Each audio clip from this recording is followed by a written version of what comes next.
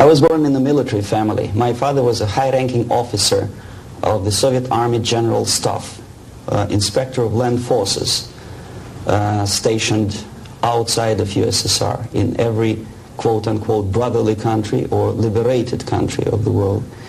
I graduated from Oriental Studies Institute, affiliated to Moscow State University, in 1963.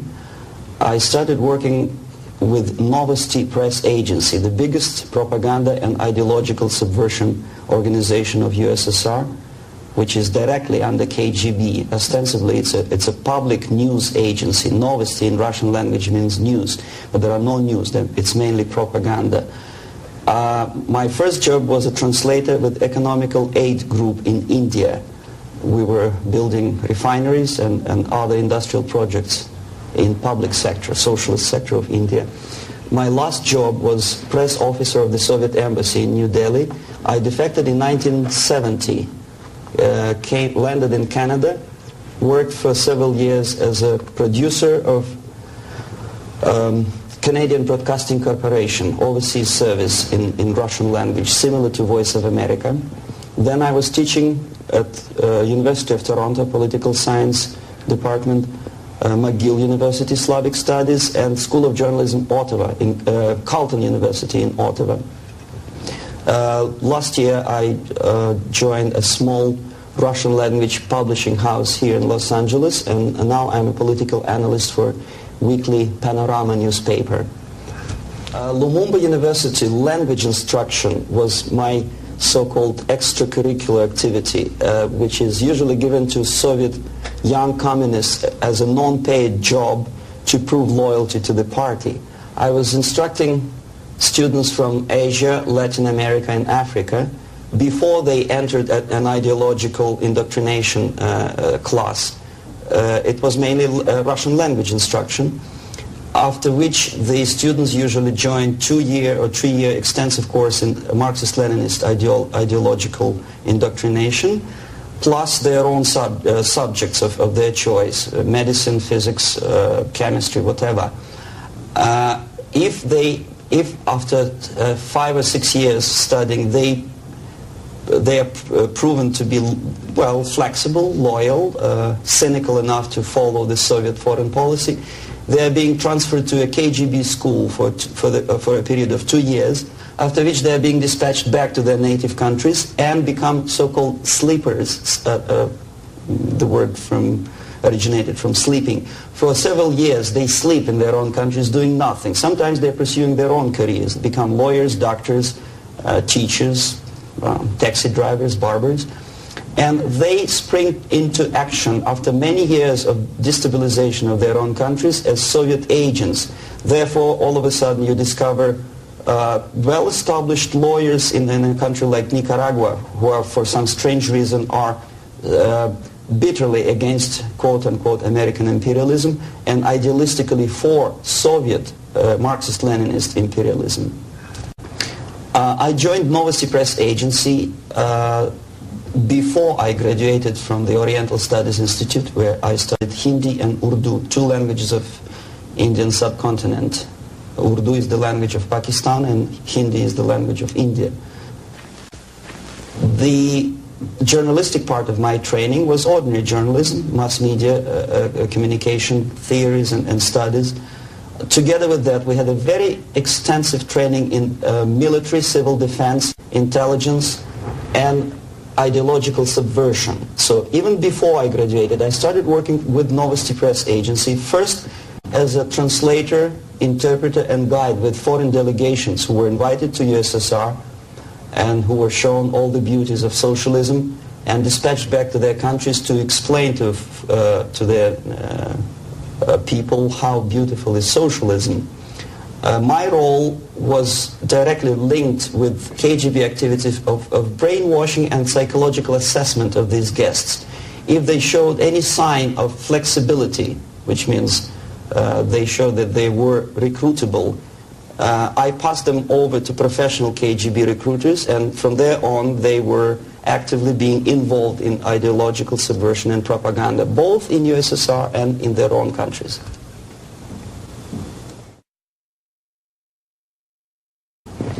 Well, decision, of course, was very painful and difficult.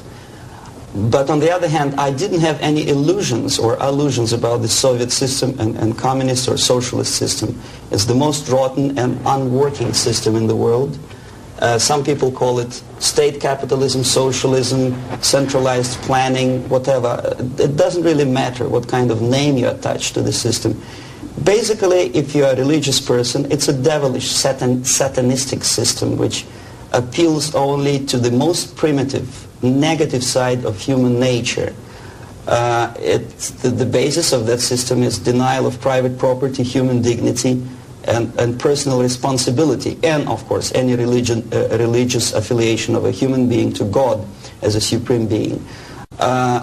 My dissatisfaction, disillusionment, if you can call it, because I never was illusioned with the communism, started as early as from age 6, I guess. The first shock was after the Second World War, when most of the children of my age understood that United States is the friend with whom together Soviet people defeated Nazism, German fascism, all of a sudden turned into an enemy.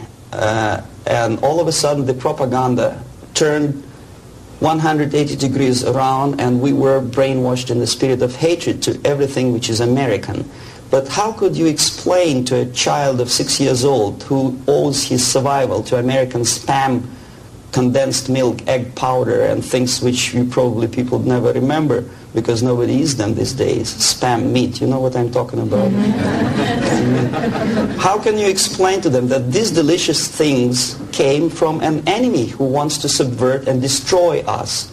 It's impossible, because the child remembers when he was hungry, he was eating spam and drinking condensed American milk with the American eagle on the label. So all the efforts of the Soviet propaganda to convince me that America is bad was futile, naturally.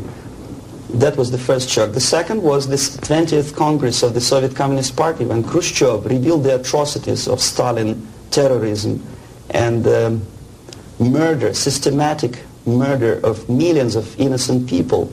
That was another greatest shock. And the third shock, of course, when I was already grown up, a student, invasion into Czechoslovakia in 1968. That was the last point. And when I was in India acting as a Soviet official, a Soviet diplomat, I understood that sooner or later I have to defect and to explain what exactly I was doing in India.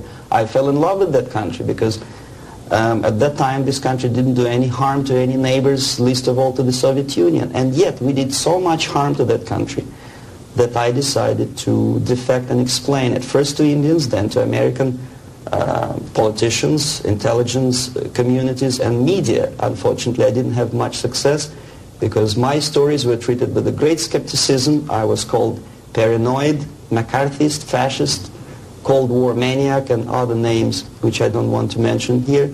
And it took me quite a number of years to understand that I'm talking to people who are trying to prevent average American from knowing the truth about communism. The basic methods are not that much different from activities of any public relation officer from any big company. Say Coca-Cola, I bet. They have their own department of public relations and press relations. But the ultimate goal, the ultimate purpose is different. If Coca-Cola wants to make profit and to sell more Coca-Cola to nations of the world, the Soviet Union, the ultimate purpose of the Soviet system is not to sell anything, least of all ideology, is to destroy the civilization on which the affluence and freedom based, and replace it with a system of total control over life of human beings, the system of total exploitation. That's the ultimate purpose. My specific measures which I was forced to do, unwillingly of course, but I had to do them just to promote myself further and further, is bribery, corruption, befriending politicians, members of parliament, influential scholars, members of civil service, businessmen. In other words, anyone who has any anything to do with shaping of public opinion in the interests of the Soviet foreign policy. That would include a long process which sometimes is unnoticeable to an average person. It's a long-term process which is called ideological subversion. It's unnoticeable as movement of a small hand of a clock. You know it's going around, but even if you watch it intensely, you don't see the movement. The eventual result is befriending these people and trying to get them involved in the activity in the interests of the Soviet foreign policy. The immediate impulse when I learned that the Soviet Embassy, Department of Research and Counter-Propaganda, of which I was a deputy chief, is engaged neither in research nor in counter-propaganda. It is a department which is compiling information of private nature on individuals divided in two groups, good boys and bad boys. The sympathetic people were promoted in media and public life. The people who were opposed to the Soviet foreign policy were blackwashed, blackmailed, and destroyed, first morally and sometimes physically too. Understanding of what I was doing came to me when I looked through a press release of United States Information Service describing an incident in a South Vietnamese city of Hue, captured by communists from Hanoi for 48 hours. Then it was recaptured by United States and South Vietnamese armies, and to their horror they discovered that within 2 nights the communists could manage to round up more than 15,000 people and execute them. Most of these people were either sympathetic to United States or to the Western culture, or directly involved in activities supporting United States President in South Vietnam, agents of CIA naturally, even barbers because they know too much. They were executed, and United States intelligence couldn't figure out how could they possibly do it in such short period of time. Later on they discovered, they found out from several defectors that long before communists occupied that city, there was an extensive omnipresent network of informers who knew exactly the addresses, the names, the whereabouts of each individual who was later executed. When I turned to my own files, I discovered that basically that information exists in my department. So it doesn't take much intelligence to understand what I was doing in India. I was compiling information. Comes revolution, these people would be executed. Indirectly, I was involved in a criminal activity, in mass murder. I decided to defect and explain it to Americans, and the response I already described. I was called a paranoid. But I decided to defect and try nevertheless. There's another long story. It's virtually impossible to defect in India simply because Indian government, under pressure from the Soviet government, if you can call them government. I don't call them government, I call them junta. They adopted a law as early as in 61 or 62, after Stalin's daughter defection especially. That law states that no embassy, no foreign legation on the territory of Indian Republic has the right to extend political asylum to any defector from any country, which is it's a masterpiece of hypocrisy. No other defector but a Soviet one needs a political asylum. If you are a Canadian or American, if you want to be nasty to your own government, the maximum you can do is just to pick up a phone and make a dirty phone call to your ambassador. Buy yourself a ticket and get lost. What happens to a Soviet defector under that law? If I knock a door of United States Embassy, by that law, the American diplomats have to turn me back to the Indian police, and Indian police takes me directly back to the Soviet embassy. And that's the end of my defection.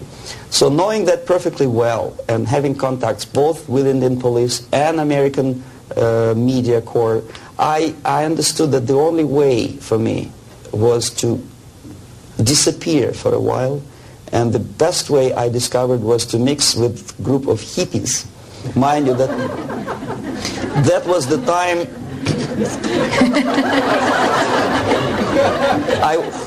I was 13 years younger, so I looked slightly different, of course. I studied so-called counterculture in India. Sometimes good, sincere young people who wanted to study Oriental mysticism and culture and religion, but most of them were simply easygoing individuals who were delighted with exotic life and the easiness with which they can purchase hashish and other drugs in India. And sometimes they traveled Indian subcontinent without any identification papers. So the best way to escape detection was to mix with the group of hippies and travel in India until the campaign in the media and in the police search will subside. All the newspapers in India carried my picture and announcement of the police that anyone coming forward with information about my whereabouts would receive 5,000 or 2,000 rupees.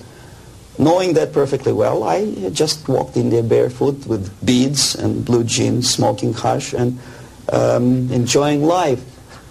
Until I found sympathetic journalists who smuggled me from India to Greece. Mind you, that was a military dictatorship at that time. Then only I approached American CIA, and they helped me to land in Canada as a legit, ordinary immigrant. So now I'm a Canadian citizen, as you can see from my patriotic tie. Canada is a kind of middle of the road country where there are so many various ethnic groups that another strange character who speaks both Russian and English and two Oriental languages, I didn't have any problem fitting into academic circles, and first being just a student at University of Toronto and later a producer with the Canadian Broadcasting Corporation. I think it was successful, and until and unless there'll be follow-up to that movie, it will remain as an open wound in the United States, as a scare tactic, which in this particular case I'm not sure whether KGB paid for production of that movie or not, but it's totally irrelevant. What is the most important, unless after seeing the tragic sequences of the nuclear attack, American population is not explained what to do about it. If you still stop at that and let it be, obviously, this is the scare tactic, this is the greatest harm done to United States by Americans, by American filmmaker. I bet Andropov and all his disinformation system could not possibly do that much harm to the United States. When you see something obviously sponsored by the Soviets, you understand, well, this is propaganda. You may or may not agree with this depending on your background and intelligence and education. But here it's a subtle approach, playing on the most sensitive strings of your soul, appealing to the most basic instincts of human nature, survival. But there are no answers. How to survive? Well, obviously, disarmament is not the answer, simply because some people naively expect Andropov to blush out of shame and reduce the number of warheads. It doesn't happen this way. We are facing unresponsive, irresponsible group of people for whom nuclear war is not a theory, it's a practice, and the military strategy of the Soviet Union is designed to do nuclear war and to survive and possibly to win. I started my military training when I was 6 or 7 years old, when I entered secondary school, and I graduated in '63 after almost 15 years of continuous training as a junior lieutenant of reserve of the Soviet Army. And psychologically, every Soviet citizen is well prepared for war, nuclear war. And technically he is equipped with facilities and the knowledge how to use it in case of war or natural disaster. It doesn't matter.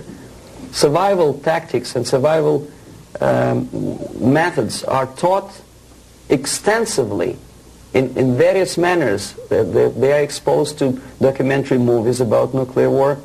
They know the technical data of radiation or contamination of air and land. They know the organizational patterns of civil defense to such an extent that even if there is no nuclear attack, even if there is conventional warfare, each individual at a certain time knows exactly where to go, what to do, where is the shelter, whom to call by telephone, which is not the case, unfortunately, in the United States. I think if a bomb, ordinary bomb, maybe a sting bomb is dropped in the middle of Los Angeles, most of the people will not die of atomic radiation. They will die of panic. They will run, and the traffic jams and the panic will kill more people than anything else. And where do they go?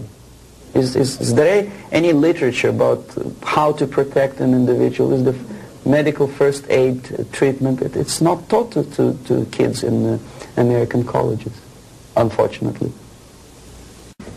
For example, there's obvious tension in the world. Television newscasts inform American family about happenings in East and West Germany.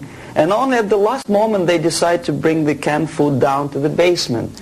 It's just sheer idiocy. Why not to have them in the basement at peacetime? Number two, there's very realistic picture of what happens when the first nuclear bomb strikes a big city, Kansas City, I think. And people start, a big panoramic picture shows almost an anthill when people are disoriented totally.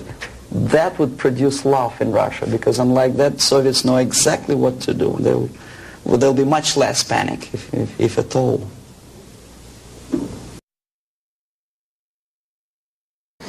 I know about infiltration of KGB into peace movement probably as much as an average American who reads newspapers systematically. But I'm aware that the World Peace Council is a front organization of the KGB. Ramesh Chandra I know personally, both in India and USSR. I worked with delegations of various peaceniks who came to the World Congress of Peace Council in Moscow. I think it was in 1961 or 62. Yeah, it was before Cuban crisis. And at that time they struck me as people who are pathologically unable to see the truth, not to talk about the military aspects. When as a translator and a guide, I used to take them to places in Moscow which are not supposed to be for foreigners' eyes. They didn't want to see it. They had their preconceived ideas. They were suffering from self-importance. They thought it's a great honor to sit in the Kremlin, in the Palace of Congresses, next to a debil from Kremlin, and talk about peace as if that person from Politburo means anything in peace movement. Self-delusion is the most predominant phenomenon among these people. Ramesh Chandra is a very shrewd politician who takes advantage of naive, misguided, idealistically minded, sometimes sincere people.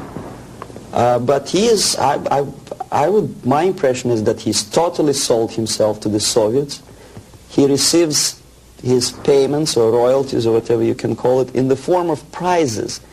Of course, it's very embarrassing if you approach a person of his caliber with money, with cash, and say, "Here, Comrade Ramesh Chandra, there's money for your propaganda in the interests of the Soviet Union." It's very unpolite. So instead, the Soviet Union creates artificial international bodies such as Jawaharlal Nehru Peace Committee, which consists of various progressive leaders, writers. Sometimes they're known figures and philosophers, educationalists. Sometimes they probably feel that if there's no other possibility to express the desire for peace, at least there is some legitimate overt activity where they can express themselves. That's okay. And they think they are too smart not to see that part of it is Soviet propaganda. They think, okay, we are smart. We are not going to allow them to use us for propaganda purposes. This is wishful thinking, because after 5 or 6 visits to USSR, everything is paid by the Soviet government. After spending several vacations on a Black Sea coast in luxurious atmosphere with 2 or 3 nice girls, interpreters, lots of vodka and caviar, books published, vapid books which nobody reads in the United States, all of a sudden published in millions of copies in USSR in various languages, that tickles their ego. They think they are somebodies all of a sudden. It's difficult to resist the temptation.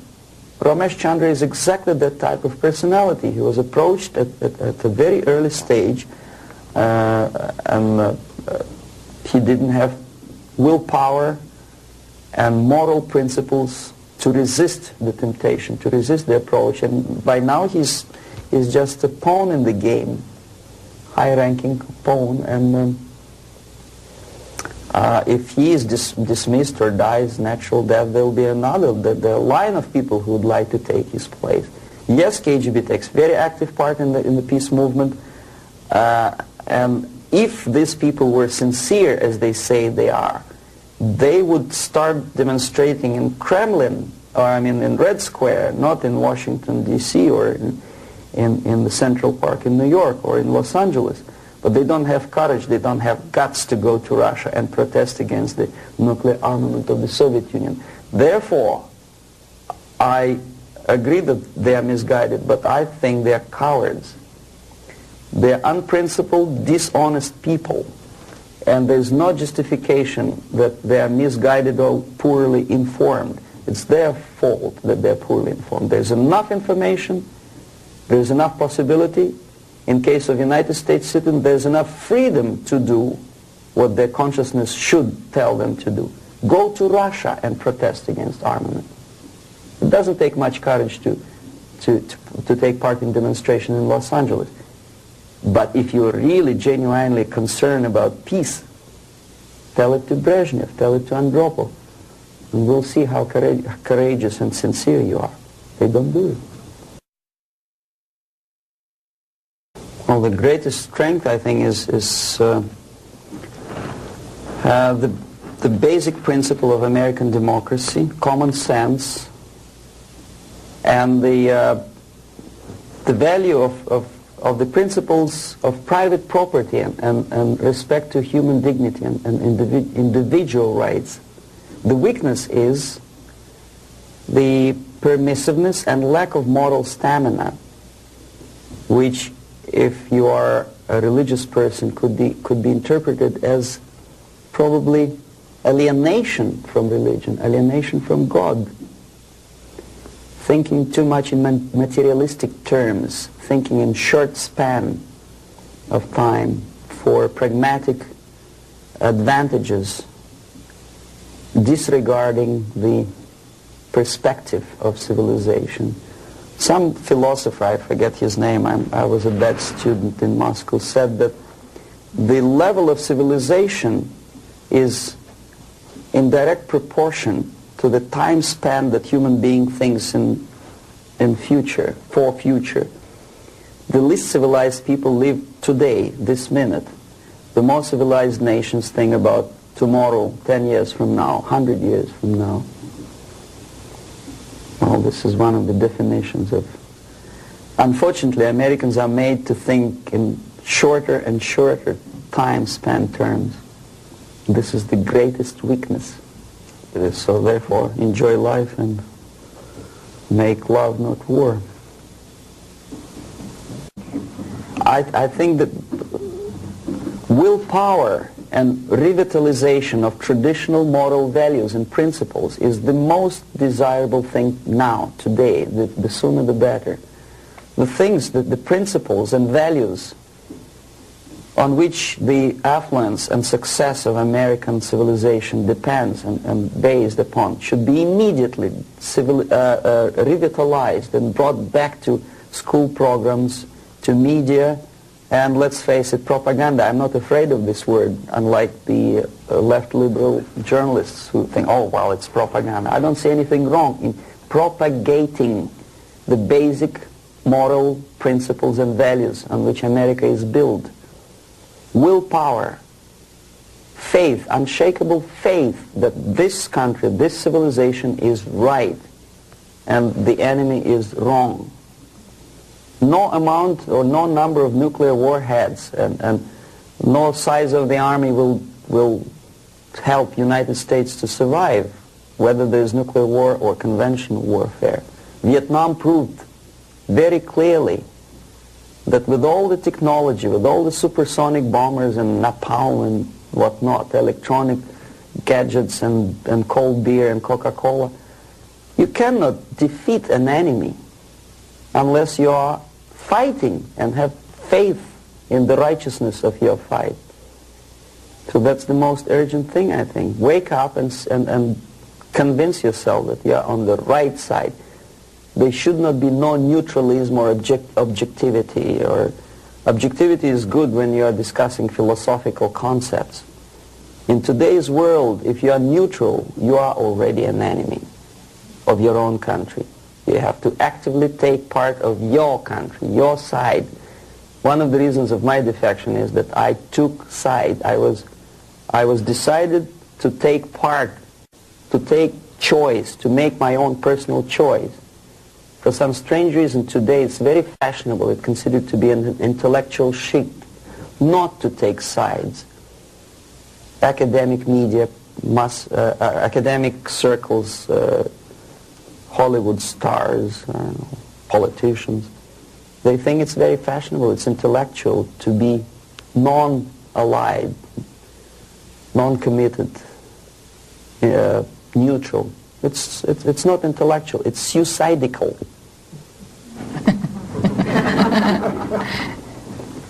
Suicidal.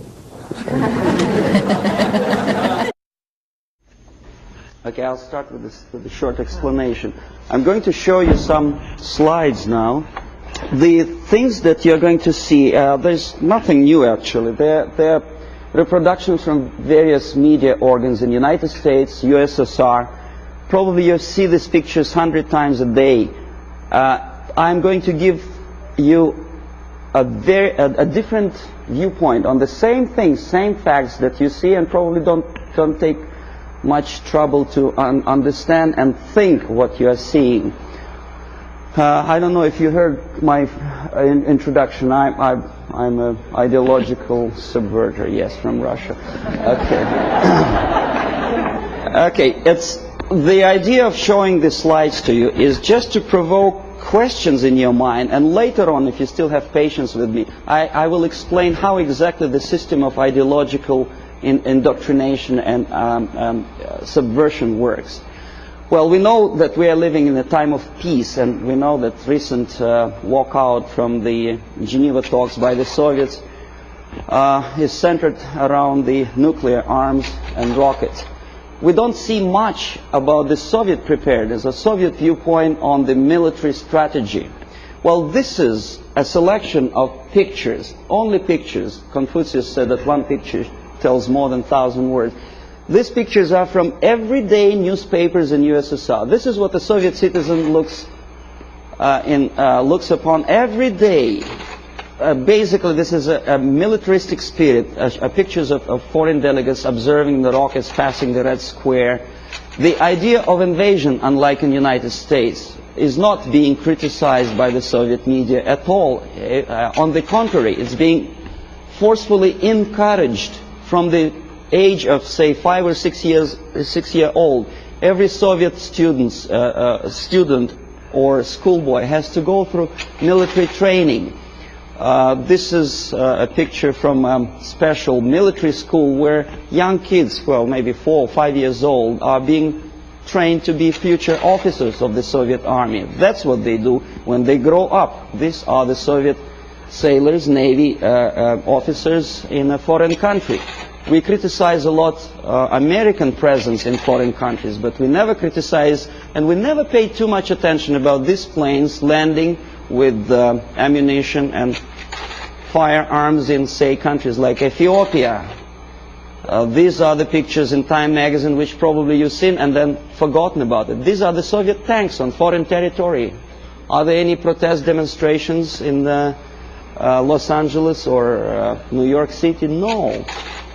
These are the Soviet military advisors. Nobody tells them Russians go home. How it starts? The media obviously plays a great role. This is a political cartoon from a Western newspaper.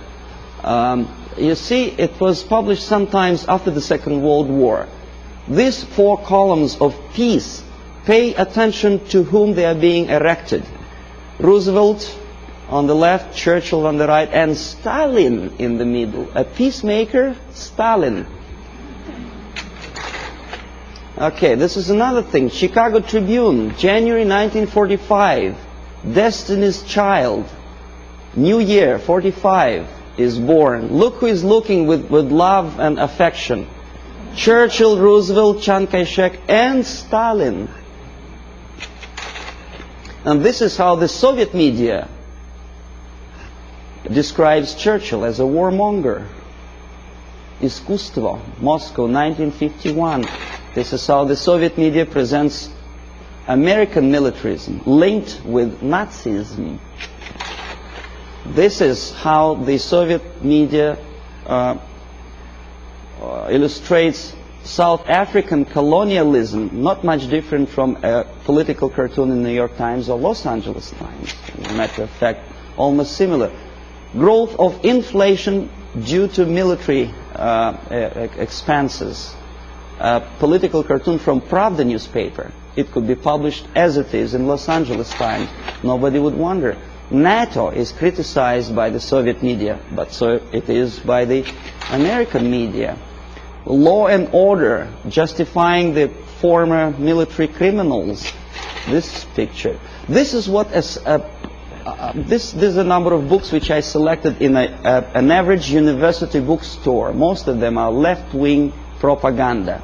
Erich Fromm, May Men Prevail? The Indochina story, of course, from the viewpoint of left. Lenin's work, How to Deal with Communists, by a former ambassador to USSR. Marx and Engels, Lenin, Herbert Marcuse. The communist movement. These are the books which are included in the list of reading for an average student of political science department in any college of Canada or United States. These are the books which are on sale in United States and Canada. Soviet propaganda. These are the booklets and magazines published by Novosti Press Agency, for which I worked for 12 years. No restriction for these booklets. I found them on the campus of Toronto University. Half of these books I edited myself when I was working for Novosti in Moscow. This is a very interesting thing. It doesn't say much unless I explain what it is. These are the seals attached to crates of books imported from USSR to Montreal. As you can easily see, the seal is unbroken, which means that the customs in Canada didn't bother to see what's inside. And as I know from my personal experience, we used to import machine guns, AK-47 and ammunition through India to Bangladesh in exactly the same crates, signed printed matter to Dhaka University. This is what editor of Time magazine suggests you to read at the time of invasion, fall of Southeast Asia to communists. Solzhenitsyn's Gulag Archipelago is on the bottom of the list according to the editor's choice.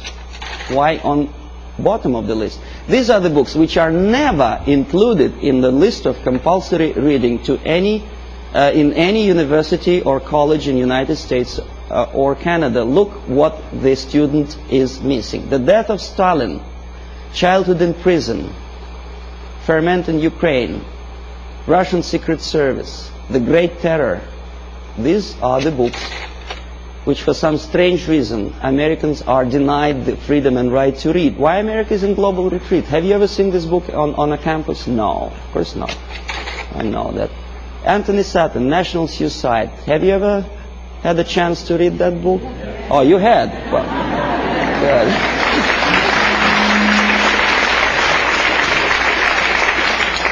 This is another very interesting thing. A description how drugs penetrate into Western society originated in communist world. For some strange reason, that textbook is never included in the list of compulsory reading for students of political science or international affairs. This is the book written by a former member of Communist Party in Czechoslovakia, explaining the tactics of subversion.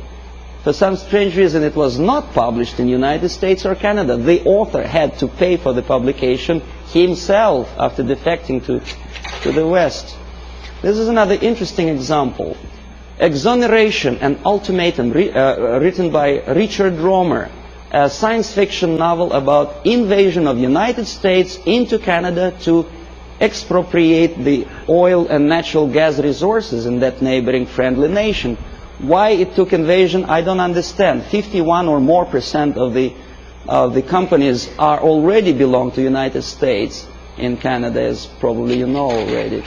Who is the author? Richard Romer is a dynamic and dedicated exponent of the needs of potential. And so anyway, he's a friend of Pierre Trudeau, a former military officer. And what he writes is something that Andropov probably would be very happy about. He describes a situation when the only thing that saves Canada from United States military occupation is a call from Andropov to the President of the United States, threatening him with the reply or with the military answer to an invasion of Canada by United States. And this is written by a close friend of Pierre Trudeau, a politician, a former military man. Why? Is he a paranoid or am I a paranoid? These are the three books published almost simultaneously, sometimes in the middle of 70s. CIA and the Cult of Intelligence. CIA Diary by Philip Age and the KGB by John Barron. But I tried to buy the KGB, but it was not in the bookstores of Canada or United States. The previous two books on the left were.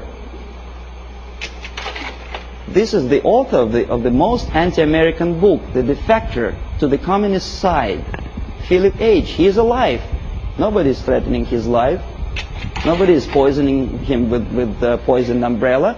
This is, you know who? He is criticizing CIA for developing a gun to kill communist agents. And he tries to present it as a crime on behalf of United States Intelligence Agency. Why is it a crime? To defend you from the communist agents and to develop a secret gun, which is silent, is a crime. Is there any logic? I don't see any. This is the fellow who also criticizes the United States CIA for developing technical means of bugging USSR embassies on the territory of the United States. Why not? I don't see any reason why not. But Mondale obviously does. He knows better. These are the authors who published lists of American agents stationed all over the world. They are alive. They actually make quite a lot of money on that publication. And this is the victim. The chief of CIA in brief was killed when the book of the previous two Americans was published. This fellow is dead. The other two are not. Siberia in 1971 was visited by a group of politicians from Canada. And this is the report about that visit. This is the group. We're shaking hands with the Soviet ambassador. This is a Soviet technical miracle. A pipeline on thermofrost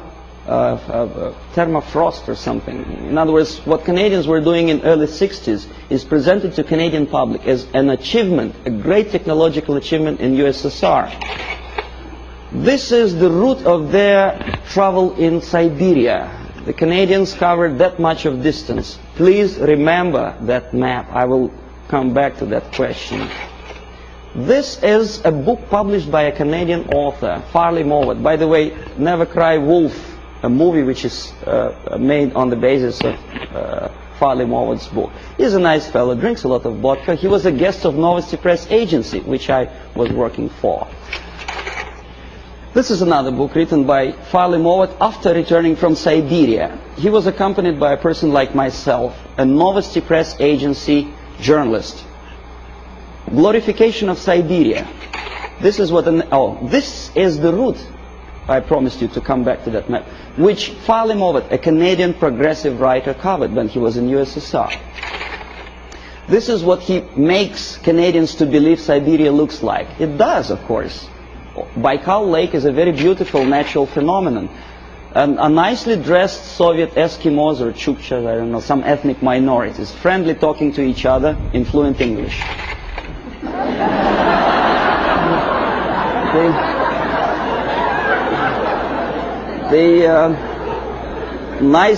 Nice motel somewhere in the middle of Siberia.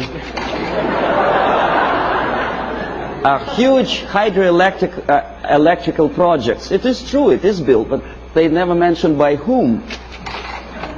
And this is what I eventually wanted to show you. These are the two routes. First one in red ink by Canadian government delegation.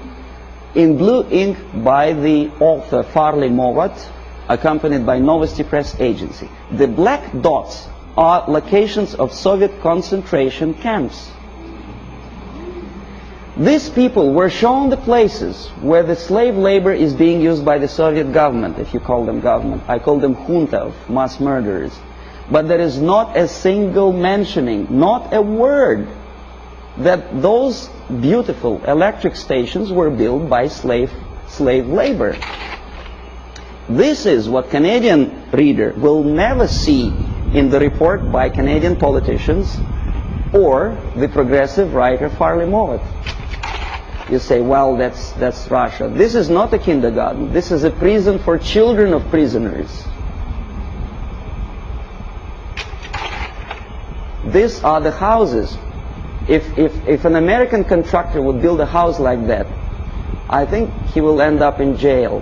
But this is what is being shown to some naive foreigners as achievements of Soviet technology. Naturally, if you follow the editor's choice and advice, you will never understand that the description, the most detailed description of Soviet concentration camp system is put on the bottom of the list.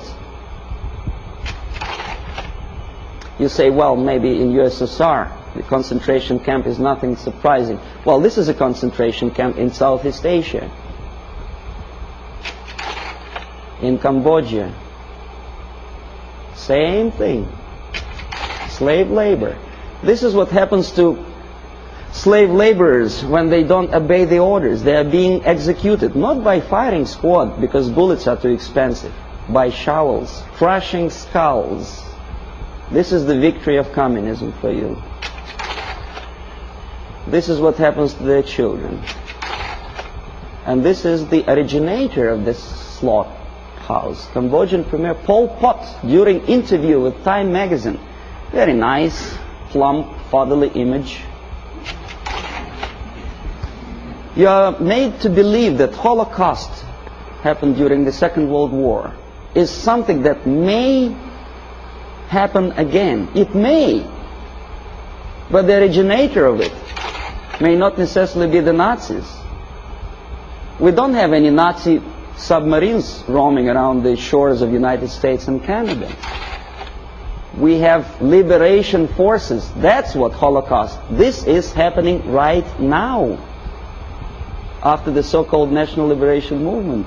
This is a still from a movie, Holocaust, a television production. The Nazis are shooting the prisoners, the Jews. We are made to, well, it's horrible, of course, there's no denial. It happened many years ago, and the tactic which I will explain you later, if you have patience with me, is sidetracking your opinion from present danger to the past. From this is present time, this is past time. This is happening right now in Asia, Africa, and Latin America. Is there any movie about Holocaust which happens now? No. This is what happens in, well, it did happen in Rhodesia before it becomes Zimbabwe. It's a black girl, by the way, not a white one. This is the result of the socialist movement. These people were killed by those who are now in power in Zimbabwe. And we call them reverend bishops or whatever. This is the supply of Soviet arms to Rhodesia before it turned into Zimbabwe. And this is a very interesting picture. A poor South African is showing his internal passport, saying that there's no freedom and he has to live wherever he's assigned to live by the police.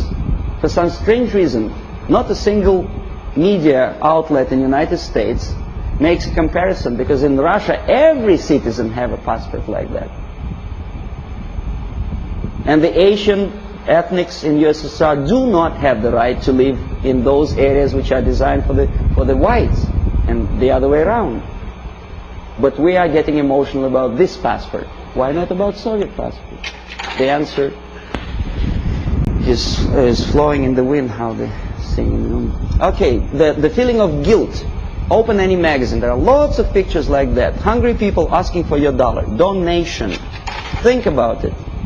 Emma De Leon has no one else to turn to except you. See how many pictures? I collected them within 1 week. And who helps them? Rock stars. Through United Nations, UNICEF. And how they use this money? They buy arms.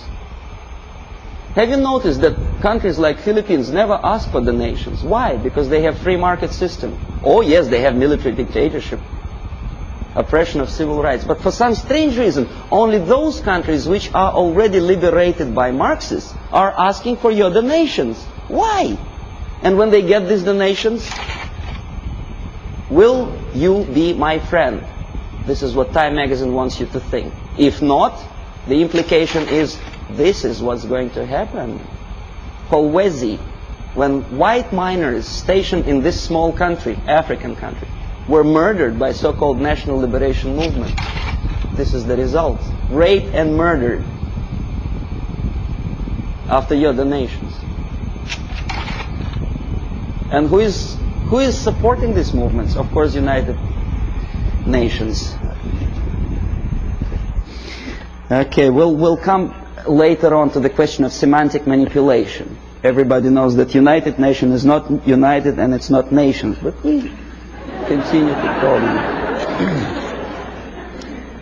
I don't know how many people notice the striking similarity between the emblem of United Nations and emblem of the USSR. You think it's coincidence? The symbolism is obvious, unless you are blind, of course. And the creator of the United Nations Charter is an American, Alger Hiss, standing next to Comrade Molotov, sitting there on the left. We know he was a Soviet spy, but he is at large now. Alger Hiss, he's a lawyer, a respected citizen of the United States, a former Soviet spy. Well, you know, this guy is Daniel Ellsberg. He published secret papers of Pentagon. Why not of Soviet military-industrial complex? He's a respected citizen of the United States. Dr. Spock, Agony of Vietnam. I forget what's his name. Oh, yeah. How many men has to die before they understand the, I don't remember the lyrics of the song, but it was a very impressive song. When I was a Soviet student, I almost cried when I listened to that. And I thought, my God, what a nice fella. John Baez, very nice couple of kids. Jane Fonda, she was crying on location in Vietnam, beautifully filmed by American Hollywood filmmakers. What is she doing now? Did she ever defend both people?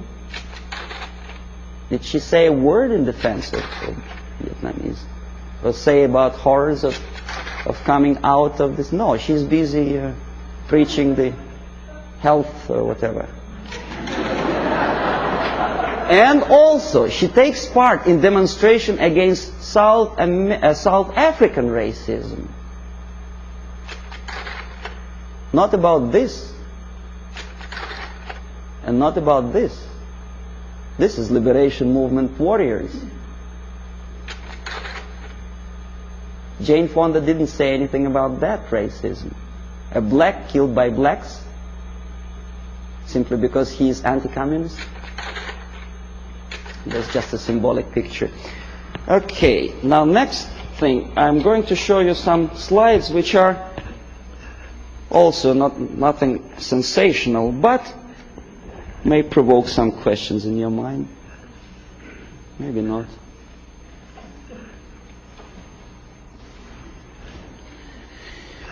Okay. The more questions you have, the better, because we'll come to systematic explanation of the phenomenon later. Now I want you just to get excited. Hollywood actress talking to Fidel Castro. Nothing wrong, of course. Depends what is the message or what's the subject of talking. I bet you never heard about this fella. He's an American singer, Dean Reed.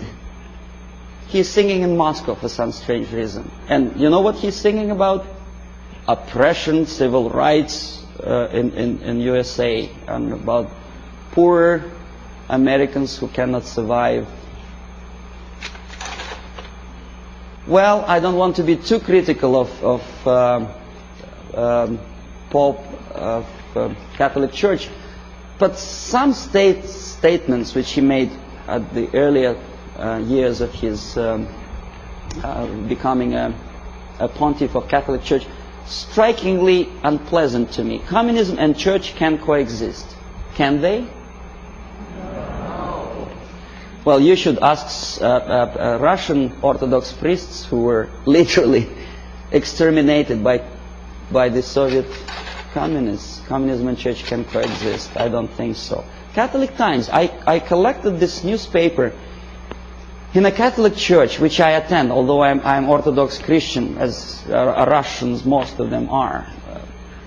But I do come to Catholic church because my wife is a Catholic, so I don't see much difference, because God, I suppose, is one, so Jesus Christ is also the same which church, whichever you go. But Christians and socialism is something that doesn't really appeal to me. I don't know, how about you?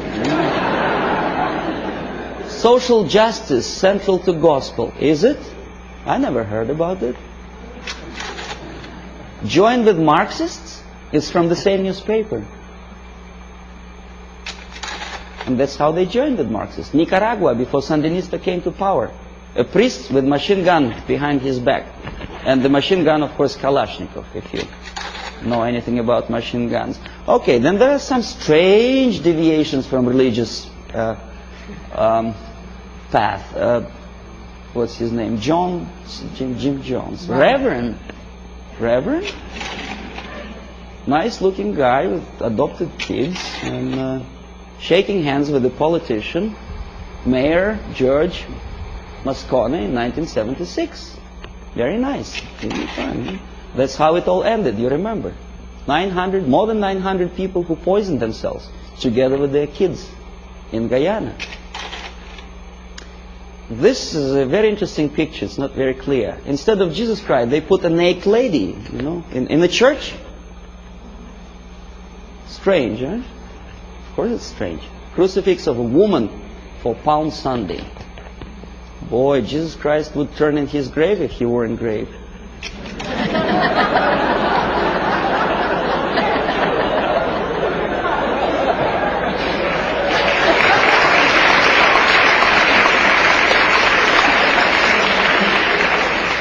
Now this is something that also indicates some strange occurrences within the framework of organized religion. In Struggle, a paper with hammer and sickle, published by a Canadian group of Trotskyites, very dynamic, extremely radical group. They challenged the question, whose democracy is this? meaning that Canadian democracy is not democracy at all, simply because that radical group is challenged by the local police, right? So nothing new, we know about this. But look where this paper is being distributed.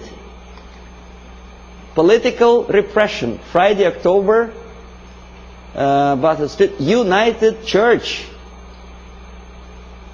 Strange, eh? See, this is the same leaflet, enlarged. This is another thing. President Carter handed over an antique crown belonged to Church of Hungary to the present communist regime of Hungary. Why? I don't understand. To make them friendlier to church? I doubt.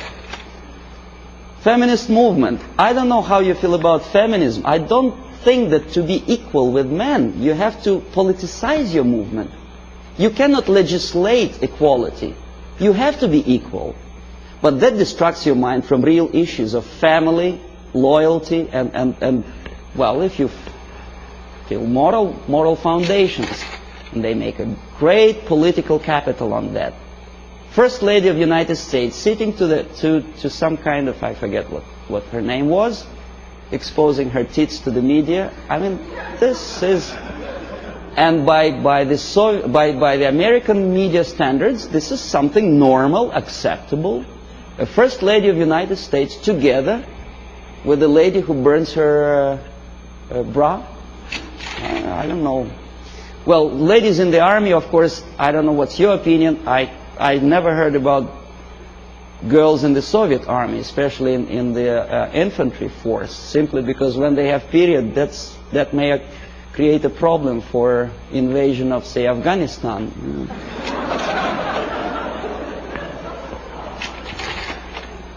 Again, the homosexualism. To be honest, me personally, I don't like the idea of homosexuality. I think it's unhygienic. But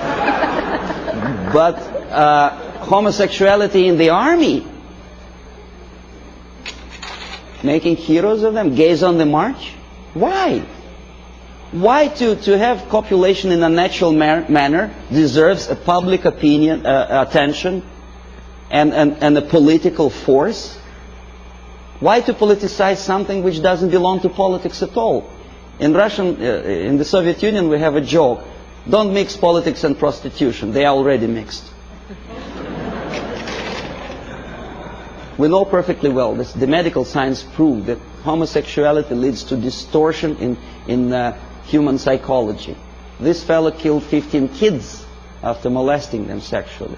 We know that most of the agents who were recruited by KGB, including McLean and Guy Burgess, were homosexuals. But we are reading in the media that this is something acceptable. More than that, we are made to believe that these people deserve equal rights and respect. Well, that again is a debatable question, whether to like or not to like certain type of music. Me personally, I don't.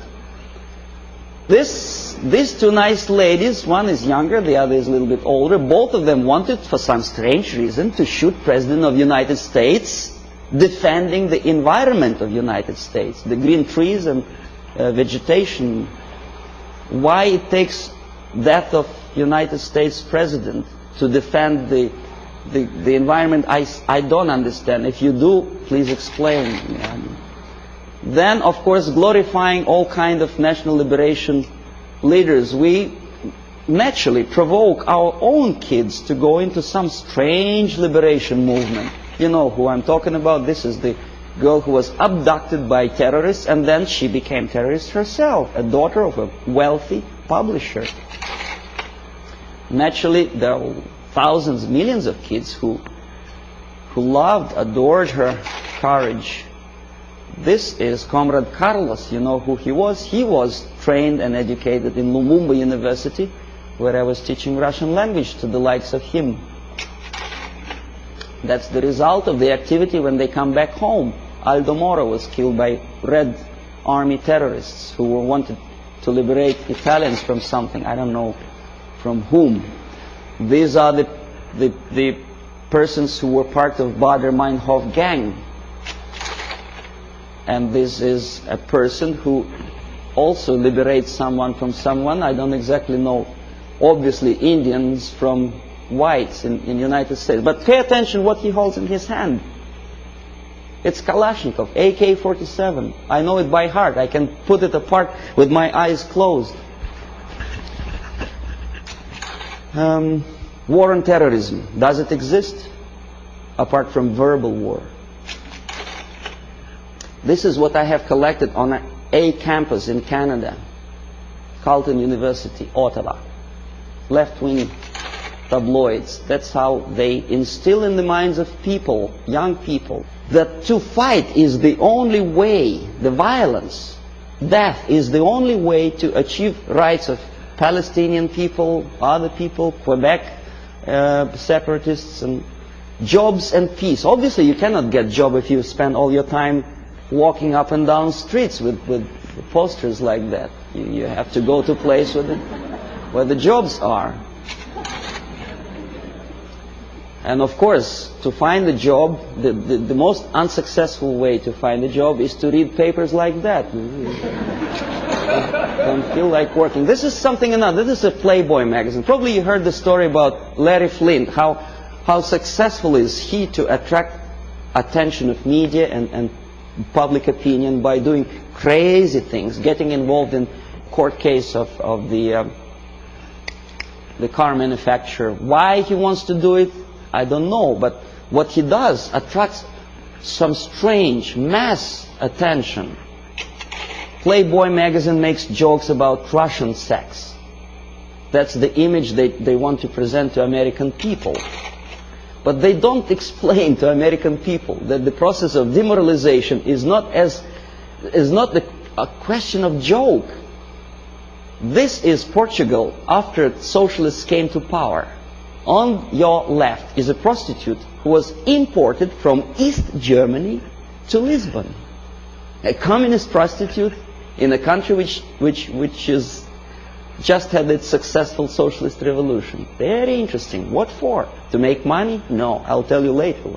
On the right, pornographic literature in a country with strong Catholic moral principles. Well, I don't know how many people of you like to drink alcohol. I did. But I noticed that some ads in magazines have some strange desire to joke about alcohol. And the jokes are closely related to justification of Soviet, Russian presence. A prominent Russian joined the secret service. Something to joke about while you drink vodka. I don't see any humor in that. Do you? Okay, this is a number of advertising of alcohol for which Canadians get into hot water. Comes the revolution, anyone can drink McGuinness vodka. Alberta vodka is superimposed on the picture of cruiser battleship Aurora. I don't know how many of you know that this is a historical relic in USSR. The revolution, communist Bolshevik revolution started with the cannon fired from that battleship. And obviously Soviet embassy was insulted, so they sent a protest note to Pierre Trudeau. And the picture was removed from the magazine. When I was teaching at Carleton University in Ottawa, my superiors forced me to do an IQ test with two groups of my students. The idea was to answer about 100 questions, to give answer yes, no, or undecided. The more undecided or negative answers you give, the more, according to the compilers of this test, you are adaptable and useful to society. The more positive answers you give, the more questionable is your adaptability and usefulness for your country. This is explanation how to score, how to count the scores. And now see the questions. Telling dirty joke is bad. A good soldier is a patriot. Yes, no, or undecided? Think about it. Every communist should be run out of the country. Yes, no, or undecided? The Bible is the greatest source of truth. Right? God is everywhere. A person who kills another person is a murderer.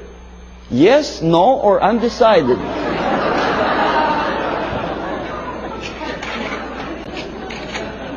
Okay, now, if you don't believe me, let's come back. See, I want to repeat you once again the conditions of the scoring. The more undecided and negative answers you give, the more you are adaptable and flexible and useful for the society. Do you understand what they are doing to kids? Okay, they are doing two things at a time. They teach them moral relativism. They teach them how to lie to get a greater score. Because obviously a child would say if a person kills another person, he is a murderer. But for the sake of getting a higher score, obviously a student would put no or undecided. So you teach your kid how to lie to be successful and to look adaptable and useful for society.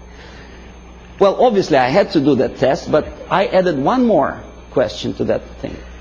My own question. I said, what kind of society you are going to be useful to?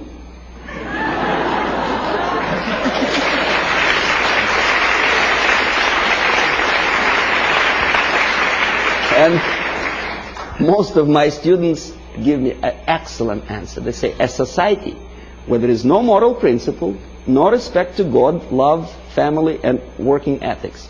Very simple. They are not that stupid. Here we are, Comrade Brezhnev. Now, this is the picture from a Soviet magazine. Obviously, Soviet media tries to project their leaders in the most respectful way. Very impressive, very fatherly, very serious person.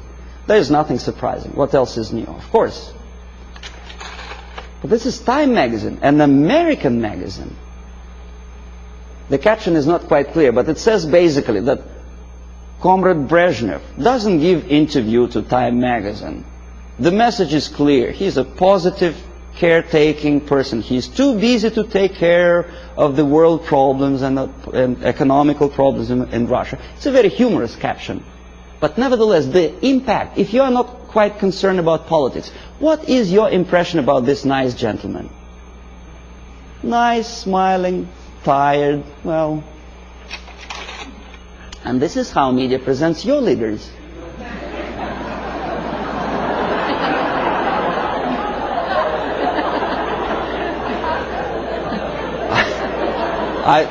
I don't know whether he deserves to be presented like that or not. This is a different question.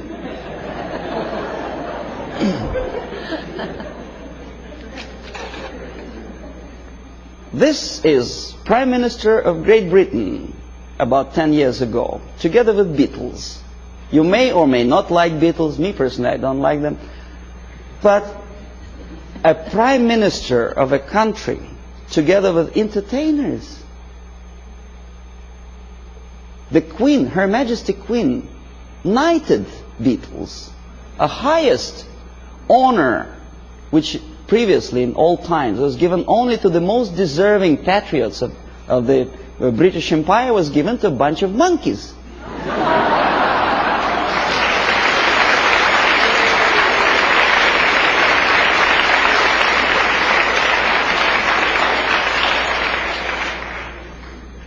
Valéry Giscard d'Estaing is playing football. He's our guy. He plays piano. No, never mind what he does for politics or world problems. He's nice, charming personality. Helmut Schmidt is taking part in a circus performance. Nice, charismatic leader. Never mind what his policies are. He's popular. He's in the section of People of Time magazine. First Lady of the United States together with the pop singer, folk song singer. Well, so what? You know, we had a saying in Russia that in old times, clowns were entertaining the royalty.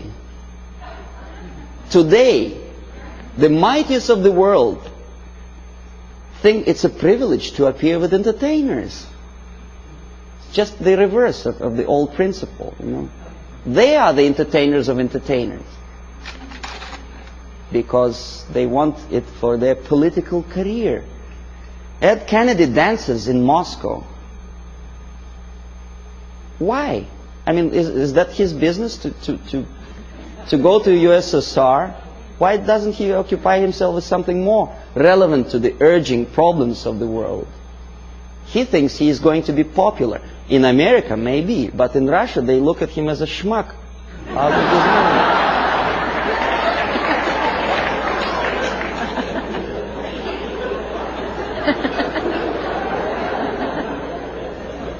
Senator McGovern is talking to a gorilla somewhere in Africa. Not the gorilla monkey, but a young member of National Patriotic Movement.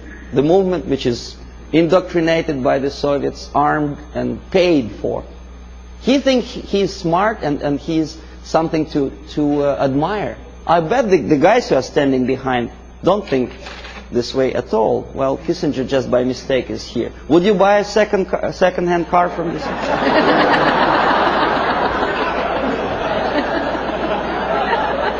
Pierre Trudeau, Prime Minister of one of the most developed industrial nations, independent nation in the world, is befriended by Fidel Castro.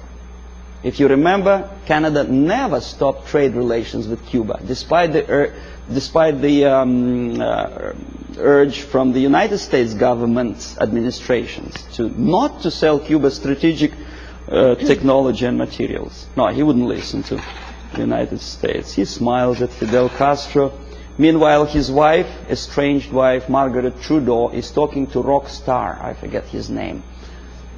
That's it. That's him, right? And he is posing for pictures like that. That's the Prime Minister's wife? That's her too. In French Riviera with some Hollywood actor. Why? 50 years ago, for a thing like that, a Prime Minister would have to resign. It's a shame for a nation. Not anymore. Okay, now détente. That's another debatable question. Why we are so happy, Comrade Nixon?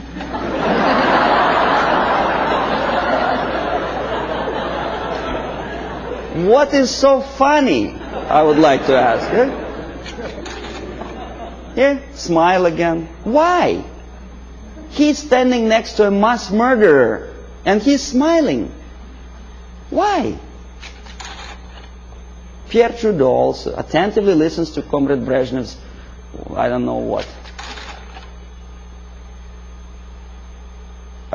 West German Chancellor is helping Comrade Brezhnev to stand up because the senile leader of Russia is unable to stand up without Western aid.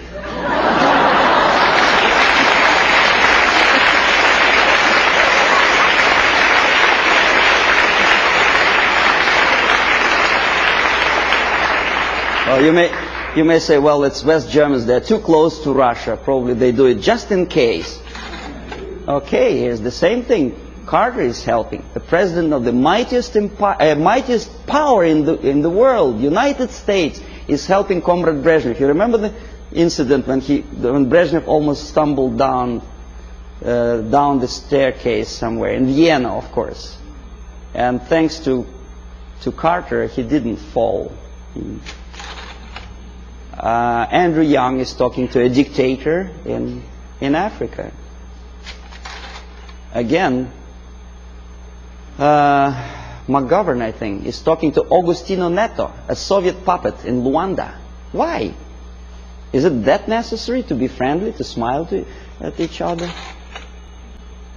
Now we're coming to space, from Earth to space. Clouds over the space program. Why clouds? Mind you, this is after 3 or 4 successful landing on Moon. Why clouds? Okay, here's 2 pictures. Left, Soviet cosmonaut walking into Kremlin Hall for a ceremonious reception. On the right, 2 American cosmonauts casually watching TV. On the top, Soviet Politburo talking to the space pilots on orbit. On the lower picture, Lyndon Johnson with, I think that's Glenn, no? An American spy pilot. Now, even if you don't know anything about the theory of information, the comparison, mind you, this is a French magazine, it's not a Soviet propaganda. The comparison of the size of the pictures gives you the message already. What is more important? What is more impressive? Here, a picture from Soviet newspaper Pravda. A Soviet schoolboy compares two replicas of Soviet Soyuz spacecraft and American Apollo. Friendship in space, détente, right? Pay attention to the size of the spacecrafts. They are almost identical, right? Now this is what the size, almost actual size is. The American spacecraft is on the left. It's almost twice as big as the Soviet one, right? Okay, this is a Soviet picture. This is an American picture with true sizes. Okay? You say, well, Soviet media, of course, tries to diminish the successes of the American space program. Now, this is an American media. On the left, a Soviet moon walker or Soviet probe on moon. On the right side, an American space Volkswagen, as they say. It actually was used on the surface of moon. The sizes are almost identical, right? Wrong. The thing on the left is the size of a tea kettle. In other words, about 100 times smaller. But Time magazine does not explain it to the readers. An average person in the United States has an impression that the junk on the left is as important and as successful as the masterpiece of technology produced by American mind and ingenuity. Okay, you remember Skylab? There was a time when it just about to fall down on the United States or any other country. And the Pentagon was very worried. There were pictures, there were discussions on TV. Some strange characters even started joking about it. See the Skylab target. A lot of emotions expressed about the failure of United States Skylab. A lot of bitter opinions were expressed about the unnecessary spending on space research.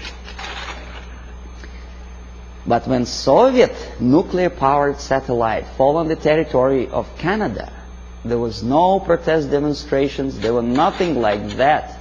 Nowhere in the world. Ask yourself why. According to some information, this was not a satellite at all. It was a flying atomic bomb. Canadians spent something like $15 million just to find the junk on their own territory. Thanks God it fell in inhabited areas of Canada, in Northwest Territories, where only penguins live. Well, what if it fell on Toronto? A flying nuclear bomb? Oh boy. But no protests. Here, Soviet ambassador Anatoly Dobrynin happily looking at the linking of American and Soviet spacecraft. In where? In American Grounds Control Center. This is a picture from Time magazine. This is also a picture from Time magazine. Soviet citizens are watching the same moment, linking of spacecraft. Think about it. Compare. Here, happiness. On the right, American representative of the NASA and Dobrynin, very happy. That's how ordinary Soviet citizens think about the farce in space. They understand perfectly well that linking spacecraft in space is just a fake. It doesn't mean anything. Look at their faces. They are sad. A dream was realized. Was it worth the price? pessimistic question, right? After all the successes of American space program, and the media tries to instill in your mind a doubt, pessimism. Why? Oh, this is a frog. I don't know how much you know about frogs. I'll tell you that a frog can see a mosquito only if it moves across the area of its vision. If a mosquito quietly sits on a grass blade, the frog doesn't notice it. That's the attitude of American media. They do not notice problem unless it moves, and moves close to Hilton where they station.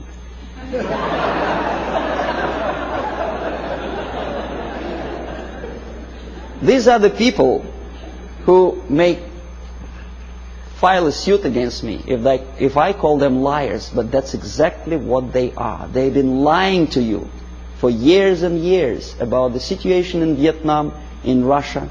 They were selling commercials, deodorizers and cars.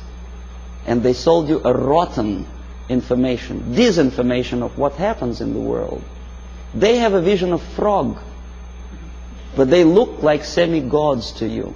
And if I challenge their credibility, probably the people will call me a paranoid or a very nasty person.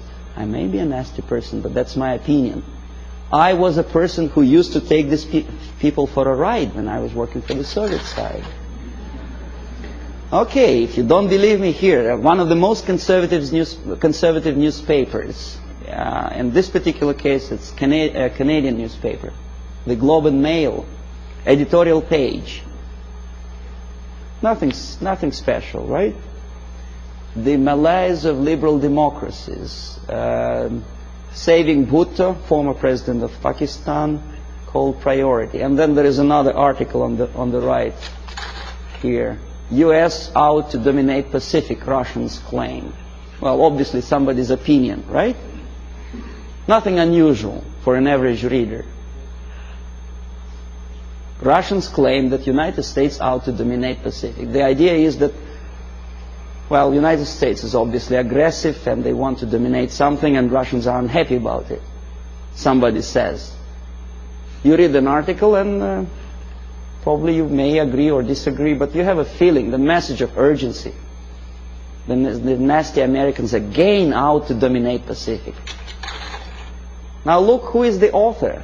Alexander Malishkin, Novosti Press Agency.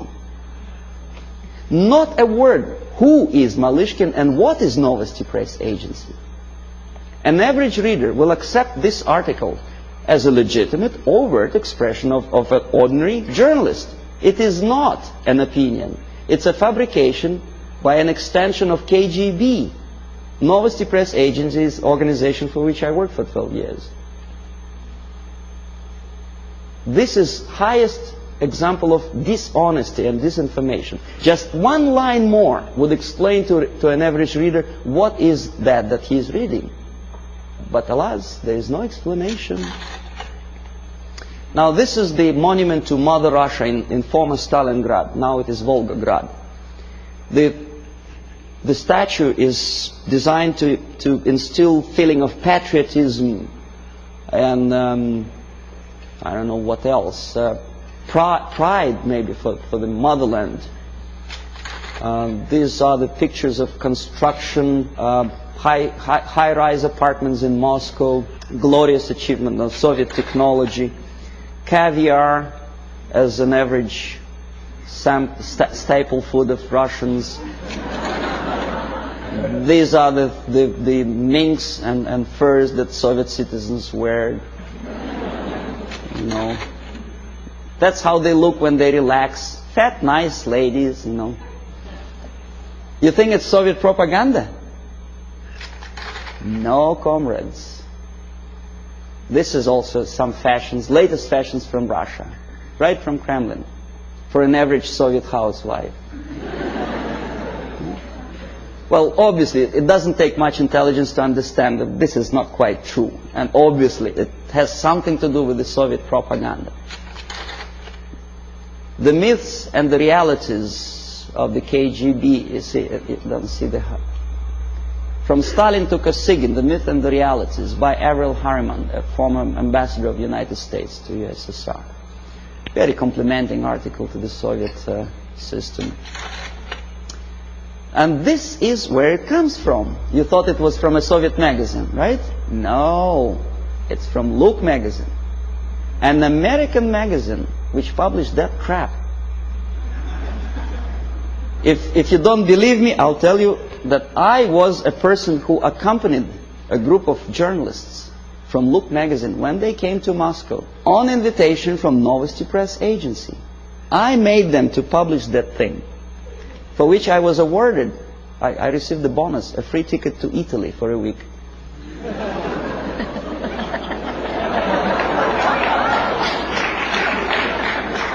Now, this is look like sheer high-class idiocy, but unfortunately, this is exactly what happened.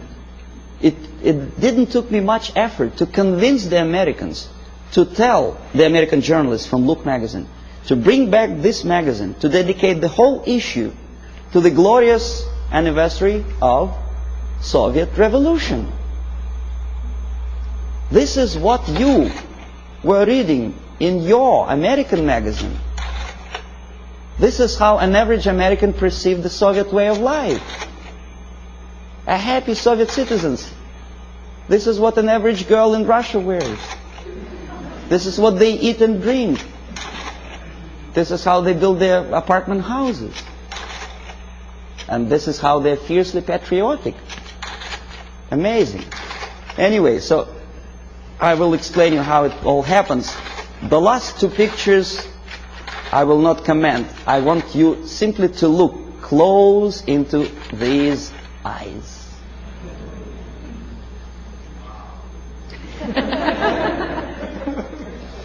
This is the person who wants to liberate you, wanted at least. Not anymore, he is dead. But there are many other people with the same type of eyes.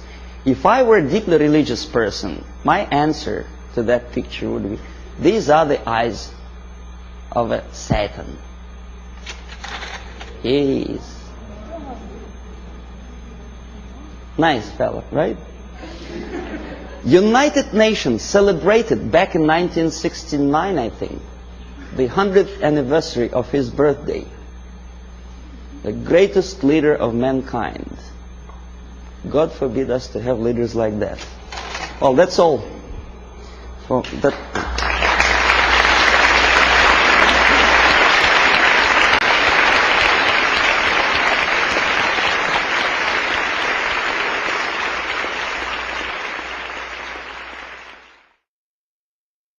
Subversion is the term, if you look in a dictionary or criminal code to that matter, usually is explained as a part of activity to destroy things like religion, government, system, political, economical system of a country. And usually it's linked to espionage and such romantic things as blowing up bridges, sidetracking trains, cloak and dagger activity in Hollywood style. What I'm going to talk about now has absolutely nothing to do with the cliche of espionage or KGB activity of collecting information. So the greatest mistake or misconception, I think, is that whenever we are talking about KGB, for some strange reason, starting from Hollywood movie makers to professors of political science and quote-unquote experts on Soviet affairs, or Kremlinologists as they call themselves, they think that the most desirable thing for Andropov and the whole KGB is to steal blueprints of some supersonic jet, bring it back to Soviet Union and sell it to the Soviet military-industrial complex. It's only partly true. If we take the whole time, money, and manpower that the Soviet Union and KGB in particular spends outside of USSR border, we will discover, of course there are no official statistics, unlike with CIA or FBI, that the espionage as such occupies only 10 to 15% of money, time, and manpower. 15% of the activity of KGB. The rest, 85%, is always subversion. And unlike a dictionary of English, Oxford Dictionary, subversion in Soviet terminology means always a destructive, aggressive activity aimed to destroy the country, nation, or geographical area of your enemy. So there's no romantics in there, absolutely. No blowing up bridges, no microfilms in Coca-Cola cans, nothing of that sort. No James Bond nonsense. It's most of this activity is overt, legitimate, and easily observable if you give yourself time and trouble to observe it. But according to the law and law enforcement systems of the Western civilization, it's not a crime.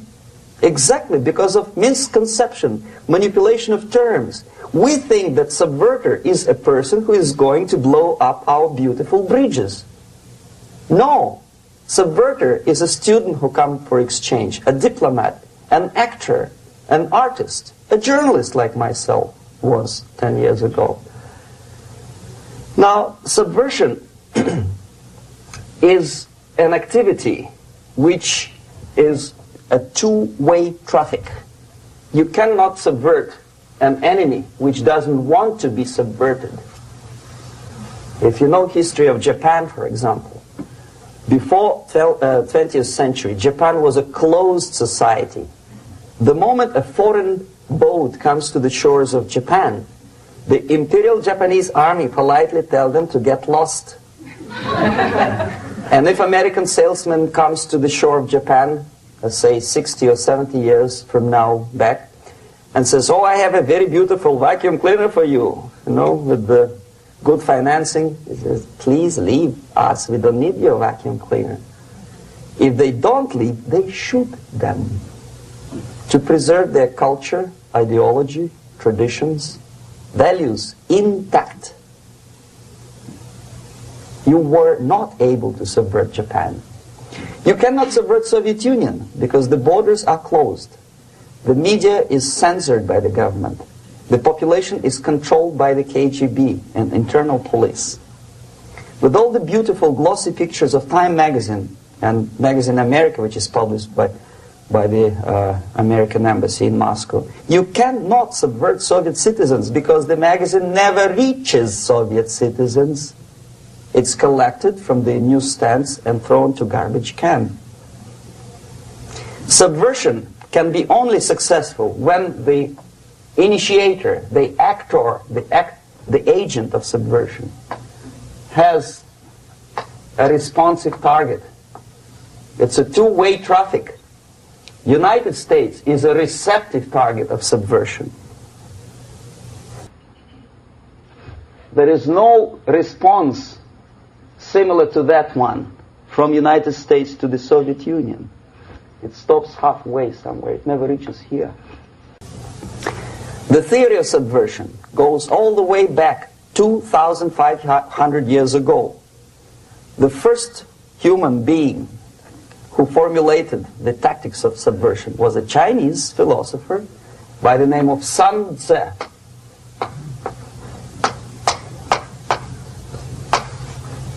2,500 years BC. He was an advisor for several imperial courts in ancient China.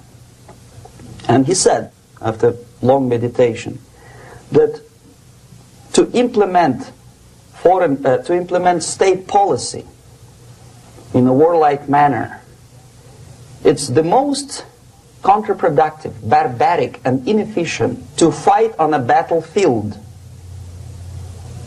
You know that war is continuation of state policy, right? So if you want successfully to implement your state policy and you start fighting, this is the most idiotic way to do it. The highest art of warfare is not to fight at all,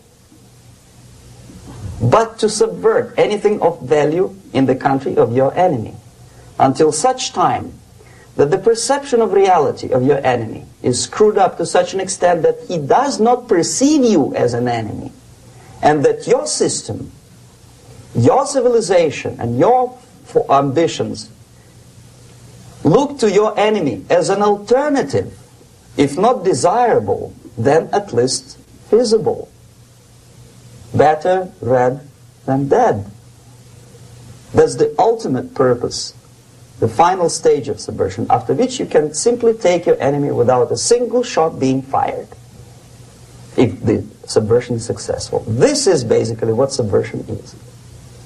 As you see, not a single mentioning of blowing up bridges. Of course, Sun Tzu didn't know about blowing up bridges. Maybe there were not that many bridges at that time. But the basics of subversion is being taught to every student of KGB school in USSR and to officers of military academies. I'm not sure if the same author is included in the list of reading for American officers, to say nothing about ordinary students of political science. I had difficulty to find the translation of Sun Tzu in the library of a university in Toronto and later on here in Los Angeles. But it's a book which is not available. It is forced to every student in USSR. Every student who is taught to be dealing further in his future career with foreigners. What subversion is? Basically, it consists of 4 periods, time-wise. If we start from here and go this way, time, right? This is the beginning point. The first stage of subversion is the process which is called, basically, demoralization. It says for itself what it is.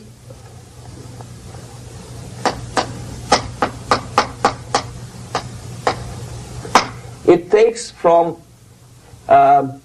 say, 15 to 20 years to demoralize a society. Why 15 or 20 years? This is the time sufficient to educate one generation of students or children. One generation, one lifetime span of a person, a human being, which is dedicated to study, to shaping up the outlook, ideology, personality. No more, no less. Usually it takes from 15 to 20 years. What it includes? It includes influencing, or by various methods, infiltration, propaganda methods, direct contacts, doesn't really matter. I will describe them later. Of various areas where public opinion is formulated or shaped. Religion, educational system, social life, administration, law enforcement system, military, of course, and labor and employer relations, economy. Okay? 5 areas. I will not write them down because we will not have enough space.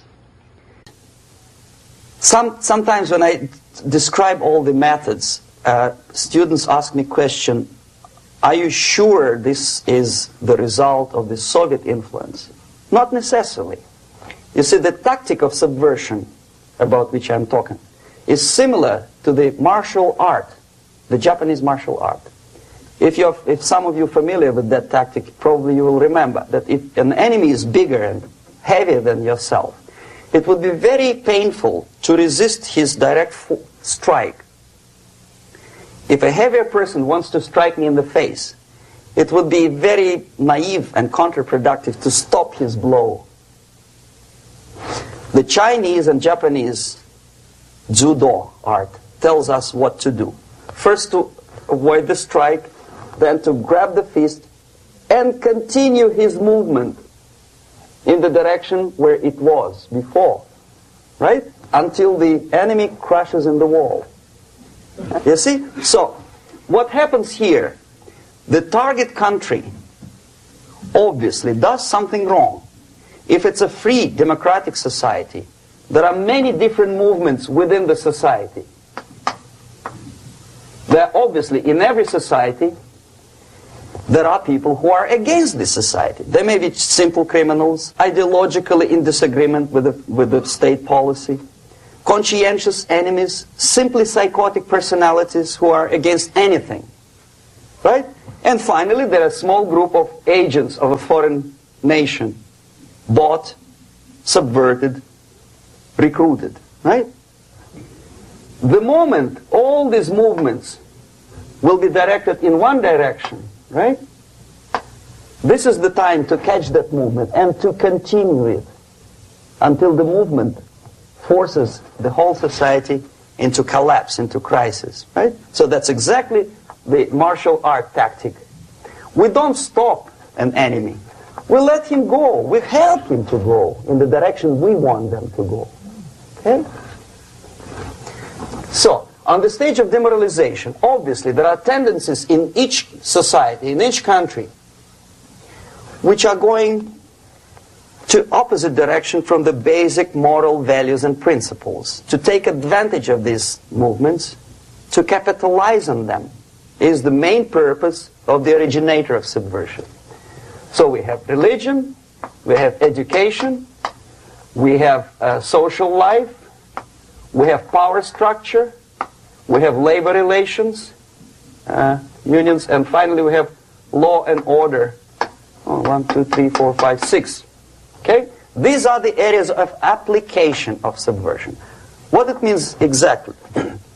In case of religion, destroy it, ridicule it, replace it with various sects, cults, which bring people's attention, faith, whether it is naive, primitive, doesn't really matter. As long as the basically accepted religious dogma is being slowly eroded and taken away from the supreme purpose of religion, to keep people in touch with the supreme being, that serves the purpose. Therefore, replace it, accepted, respected religious organizations with fake organizations. Distract people's attention from the real faith and attract them to various different faiths. Education. Distract them from learning something which is constructive, pragmatic, efficient.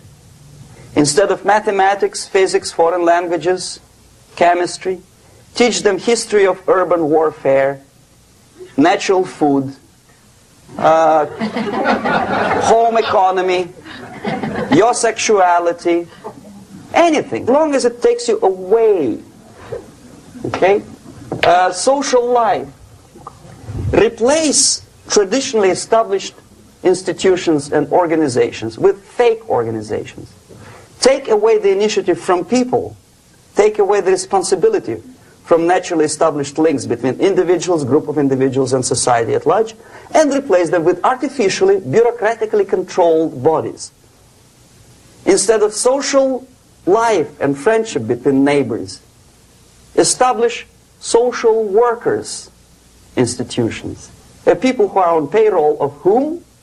Society? No. Bureaucracy. The main concern of social workers is not your family, not you, not social relations between groups of people. The main concern is to get the paycheck from the government. What will be the result of their social work doesn't really matter. They can develop all kind of concepts to show to the government and to the people that they're useful. Okay. Away from the natural links. Power structure. Okay. The natural bodies of administration, which are traditionally either elected by people at large or appointed by elected leaders of society, are being actively substituted by artificial bodies. The bodies of people, groups of people, whom nobody elected. Never. As a matter of fact, most of the people don't like them at all, and yet they exist. One of such group is media. Who elected them? How come they have so much power? Almost monopolistic power on your mind. They can rape your mind.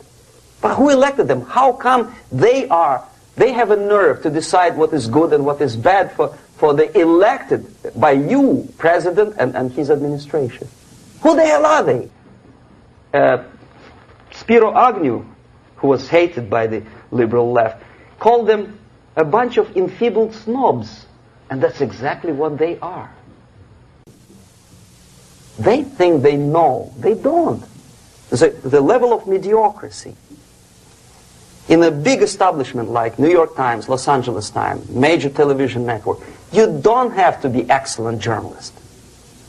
You have to be exactly a mediocre journalist. That's easier to survive. There's no competition anymore. You have your good, nice income, $100,000 a year. That's it. Whether you are better or worse doesn't really matter anymore. As soon as you're smiling to the camera and do your job. That's it. No more competition. Power structure slowly is eroded by the bodies and groups of people who do not have neither qualification nor the will of people to keep them in power, and yet they do have power. Okay. Together with that, there is another process. Law enforcement, law and order organization and structure is being eroded. For the last 20, 25 years, if you see old movies and new movies, you can see that in new movies, a policeman, an officer of the United States Army looks dumb, angry, psychotic, paranoid. A criminal looks nice, kind of, well, he smokes hash and shoots the whatever drug, but basically he's a nice human being. He's creative. And he's unproductive only because society oppresses him. Whereby a general of Pentagon is always, by definition, a dumb, a war maniac. A policeman is a pig, rude policeman. He abuses his power. You know? A generality, generalization like that. The hatred, the mistrust to the people who are supposed to protect you and enforce law and order. Moral relativity. The Angelo Buono process lasted 2 years in Los Angeles. And yet there are still some lawyers who say, look, he's a nice character, as a matter of fact. There was some witness who said, also a criminal, who said, well, he's a nice guy. I asked him one day to burn a house of my enemy, and he wouldn't do it. He's a nice fella. Erosion. A slow substitution of basic moral principles, whereby a criminal is not a criminal actually. He's a defendant. Even if his guilt is proven, there is still a doubt to kill or not to kill, to be or not to be. Thou shalt not kill, yes, but this line may not necessarily be applicable to a murderer. Thou shalt not murder, that should be the presumption, not that thou shalt not kill. Okay, labor relations. At this stage, within 15 to 20 years, we destroy the traditionally established links of bargaining between employer and employee. The classical Marxist-Leninist theory of natural exchange of goods. A person A has 5 sacks of grain and person B has 5 pairs of shoes. And the natural exchange without money is when they bargain between each other. And only with the introduction of the third force, C, an entirely third foreign stranger who says, no, don't give him 5 sacks of grain, give it to me. And you give me your 5 pairs of shoes and I will distribute it accordingly. So that the economy will go. This is the death of natural exchange, death of natural bargaining. Well, trade unions were established 100 years ago. The objective was to improve working conditions and to protect the rights of workers from those employers who were abusing their right because they had more money. Objectively, at that time, initially, the trade union movement did work. What we see now is that the bargaining process is no longer resulting in the compromise, which is leading objectively to betterment of working conditions and increase of salary. What we see is that after each prolonged strike, the workers lose. Even if they have 10% increase of their salaries, they cannot catch up due to inflation and due to missed time. More than that, millions of people suffer from that strike because economy now is interdependent. It's intertwined like one body. If previously steel workers, say 100 years ago, could strike and nobody would suffer, now it's impossible anymore. If a garbage collector strikes today, the rest of the multi-million city is stinking. I mean, there's no more service. In Quebec, for example, we had the electricians who were on strike in the middle of winter. You can freeze your bottom, and they still were on strike. Did they catch up with the salary? No, they lost. Who benefited? The leaders of trade unions. What is the motivation for strike? Improving of workers' condition? No, obviously it's not. Then what is it? Ideology. To prove to these capitalists. And the obedient horde of workers, like sheep, follow these people. And they cannot disobey. Why? Because if they do, you know what happens to them. Pickets, murders, shooting truck drivers by picketers. In Montreal, for example, I saw with my own eyes when I was correspondent of CBC International, Canadian Broadcasting Corporation, when the workers of aircraft factory destroyed computers and the equipment in the factory. And the administration employed strike breakers. Their cars were turned upside down and burned. Their houses were burned. Their kids were intimidated. And some victims were there. Of that you can be sure. Why? To improve conditions of workers? No. Ideology. Okay, so this is what happens basically. It may or may not happen without the help of the Soviet Union. But the natural tendencies are being greatly taken advantage of and capitalized by the Soviet propaganda systems. How? Whenever trade union strikes, we have influx of propaganda, mass media, ideological dissemination. The workers' right. And we repeat it like parrots. Yes, workers' right. Whose rights? Workers? No. The only freedom of worker to sell his labor according to his own desire and will is taken away from him. By whom? By trade union boss. Unlimited power is given. Responsibility. I want to sell my labor not for $2.50 an hour, but for $2. I don't have right. My freedom is denied to me. I know that if I sell my work for $2 an hour, not for $3 an hour, I will compete better with the other guy who is lazy and more greedy. I don't need $3. I need only $2. No, I was made to believe by media, by business, by advertising agencies that I need more and more and more. Have you ever heard any advertising on TV to consume less? No. No way. Whether you need a six-cylinder car or not, you have to buy it. And hurry up. When I was driving here on the local radio station, an excited announcer said, "You hurry up, rush and save, save, save. There is a pantyhose sale." Save by buying more. See? Of course. It would be too naive to expect that KGB makes that advertising agency to do such a crazy commercial. No, of course not. But what we did when I was working for Novosti Press, we would snow plow editorial offices, student organizations, religious groups with literature of class struggle. If not directly Marxism-Leninism propaganda, then a propaganda of the legitimate aspirations of working class, betterment of life, equality. Equality, mind you. President Kennedy once said, we will make America to believe that people are born equal. Are people born equal? Is there any mentioning in the Bible or any other holy scripture in any religion, if you don't believe me, go to the library and check it, there is not a single word about equality, just the opposite. By your deeds, God will judge you. What you do is important, the merit of your personality. You cannot legislate equality. If you want to be equal, you have to be equal. You have to deserve it. And yet we build our society on the principle of equality. We say people are equal. We know it is false. It's a lie.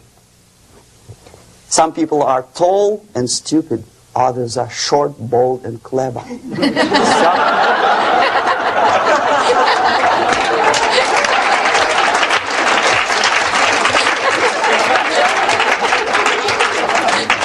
If we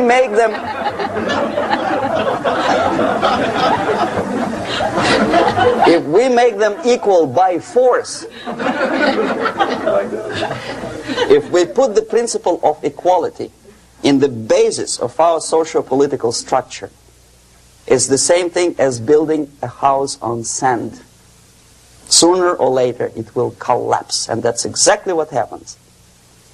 And we, as Soviet propaganda makers, are trying to push you in the direction which you go yourself. Equality, yes, equality. People are equal. Land of equal opportunities. Is it true or not? Think about it. Equal opportunities. Should there be equal opportunities? For me, and for a lazy bastard who comes here from some other country and immediately registers as a welfare recipient, benefits. I never received a single dollar. No, sorry, I did receive once. But I never applied for welfare. For the 13 years, I took any job. Security guard, journalist, taxi driver, anything. Well, I was restless, but some people don't like it. They immediately. So why should we have equal opportunities? Why? The equal opportunity to excel. Equal opportunity in equal circumstances, yes, but we know people are different. To excel, yes, provided we reach the same level of excellency, perfection, which is hypothetical, distant future. Yes, maybe. But we know perfectly well that even with the best intentions, people could not be equal. Why should we have equality in the, say, legal system? Myself, I'm considering myself a law-abiding citizen, and a person who comes here to rob and shoot, say the United States administration under Carter, imported thousands of Cuban criminals. They were non-criminals, yet they were accepted. Do you think it's fair if myself and my wife from Philippines, who work like a, horse as a lab technician in the hospital, should have the same rights as a criminal from Cuba? Why? And yet we repeat as parrots, equality, equality, equality. And the Soviet propaganda system helps us to believe that equality is something which is desirable. Democracy, as it was established by fathers of this country, of this system in the last century, is not equality. Is the system where different people, unequal people, have a chance to survive and help each other in constant competition, in constant perfection, not in equality, which is superimposed from a godfather or a nice person in Washington, D.C. And the absolute equality exists in Soviet Union, quote-unquote equality. Everybody is equal in dirt. Except some people are more equal than the others in Politburo. So, the moment you bring a country to the point of almost total demoralization, when nothing works anymore, when you are not sure whether it is right or wrong, good and bad, but there's no division between evil and good, when even the leaders of church sometimes say, well, violence for the sake of justice, especially social justice, is justified in the countries like Nicaragua, El Salvador, well, maybe Rhodesia, and we listen to them and say, yeah, probably it's true. Is it true? No, it is not true. Violence is not justified, especially for the sake of quote-unquote social justice introduced by Marxist-Leninists, that is my former colleagues from Novosti Press Agency. Okay, so we reached that point. The next step is destabilization.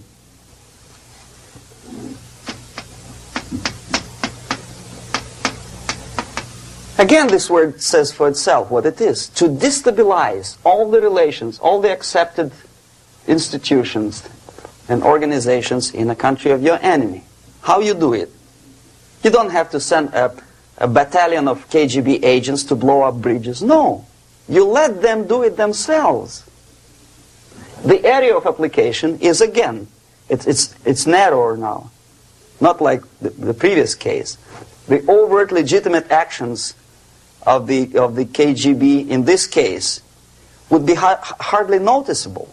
There is no crime if a professor who recently went to USSR introduces a course of Marxism-Leninism in a Californian college, for example. Nobody is going to come to his doorstep and say, okay, mister, come, you are under arrest. No, it's not a crime. It's not even considered a moral crime against your country.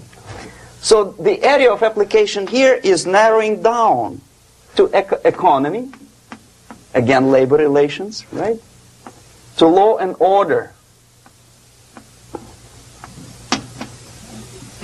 plus military. And economy, law and order. Yes, and again the media, but wider scope, little bit different. I'll explain you later. Okay, basically 3 areas. Economy. The radicalization of bargaining process. If on that stage we still could achieve, theoretically, some positive compromise between the negotiating sides with say, the arbitrary introduction of arbitrary judges, a third side, objectively judging the demands of both sides. Here it's radicalization. On the stage of destabilization, we cannot come to compromise even within a family. The husband and wife couldn't figure out which is better. Husband wants his kids to eat at the table, and wife wants a child to roam around the room and drop food all over the floor. They cannot come to compromise unless they start a fight. It's impossible to reach a compromise, constructive compromise, between neighbors. Some people say, I don't like you to watering your lawn at that time because exactly at that time I'm walking my dog and he's getting nervous. He cannot pass his bowels, you know. So they cannot compromise. They go to a civil court or something like that. Radicalization of human relations. No more compromise. Fight, fight, fight. The normal, traditionally accepted relations are destabilized. The relations between teachers and students in schools and colleges. Fight. The relations in economical sphere between laborers and employers are further radicalized. No more acceptance of the legitimacy of demands of workers. Unlike Japanese, with the theory Z, if you ever heard about it, where the workers are involved in the decision-making process. Therefore, they don't have moral incentive to fight their bosses. In the United States, it's just the opposite. The harder is the fight, the better. The more heroic they look. When the Greyhound network was on strike recently, the correspondents of local TV networks all over the United States were approaching these strikers, and they say, oh yes, we are doing something nice. They look like heroes and they were proud. There was some family, the husband was bus driver. Now they decided in a protest against the bosses to camp somewhere in the forest. And they were presented to the audience as a heroic, nice people. You see? The violent clashes between passengers, picketers, and the strikers are presented as something normal. 10, 15, 20 years ago, we would be we would be angry, say, why so much hatred? Today we are not. We say, well, it's commonplace. Radicalization, militarization sometimes. As I explained on that stage, I took a step a little bit further. Shooting people. Okay, law and order now also is pushed into the area where previously people settled their differences peacefully and legitimately. Now we are getting with this court cases in the smallest irrelevant cases. We cannot solve our problems anymore. The society at large becomes more and more antagonistic between individuals, between groups of individuals, and the society at large. The media puts himself in the opposition to the society in general, at large. Separate, alienated. Okay? On that stage, you remember I was talking a couple of hours ago about the sleepers. That's when the students from, say, United States, if they are trained in Lumumba University, or developing nations, that's the students I was dealing with, are being sent back from the Soviet Union here. Or if they were already in the United States, in the country which is the object of subversion, they spring to action. The sleepers go up. They slept for 15 to 20 years. Now they become leaders of groups, preachers, I don't know, public figures. Prominently they actively include themselves in a political process. All of a sudden we see a homosexual. 15 years ago he did his dirty job and nobody cared. Now he makes it a political issue. He demands recognition, respect, human rights, and he rallies a large group of people. And there are violent clashes between him and police, his group and ordinary people, no matter what. It's black against white, yellows against green, doesn't matter where the division line goes. As long as this group come into antagonistic clash, sometimes militantly, sometimes with firearms, that is destabilization process. The sleepers, many of whom are simply KGB agents, become leaders of the process of destabilization. Doesn't mean that Comrade Andropov sends Comrade Ivanov to the United States. The person who takes care is already here. He is a respected citizen of the United States. Sometimes he gets money from various foundations for his legitimate struggle for, I don't know, human rights, women's rights, kid lib, prison lib, whatever. There are sympathetic Americans who donate their money to him. This stabilization process usually leads directly to the process of crisis. In case of developing nations, that's the area where I was active. The process starts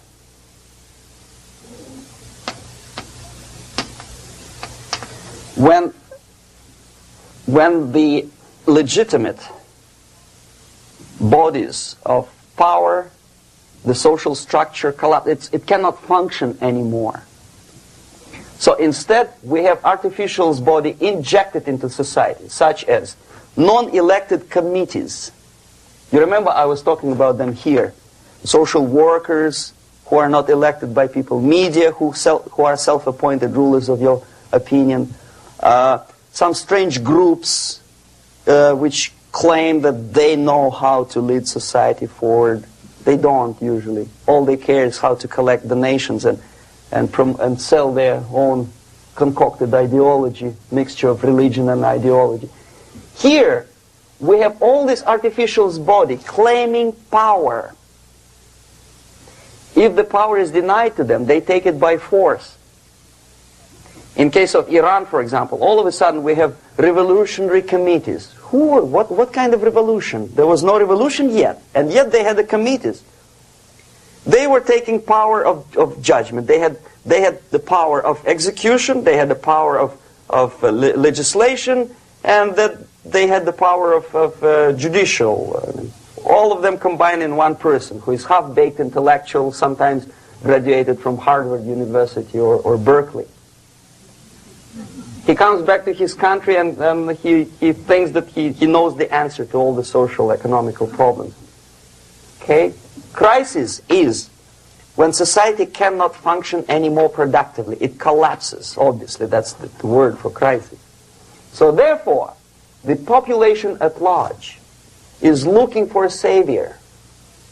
The religious groups are expecting a messiah to come. The workers say, we have family to feed.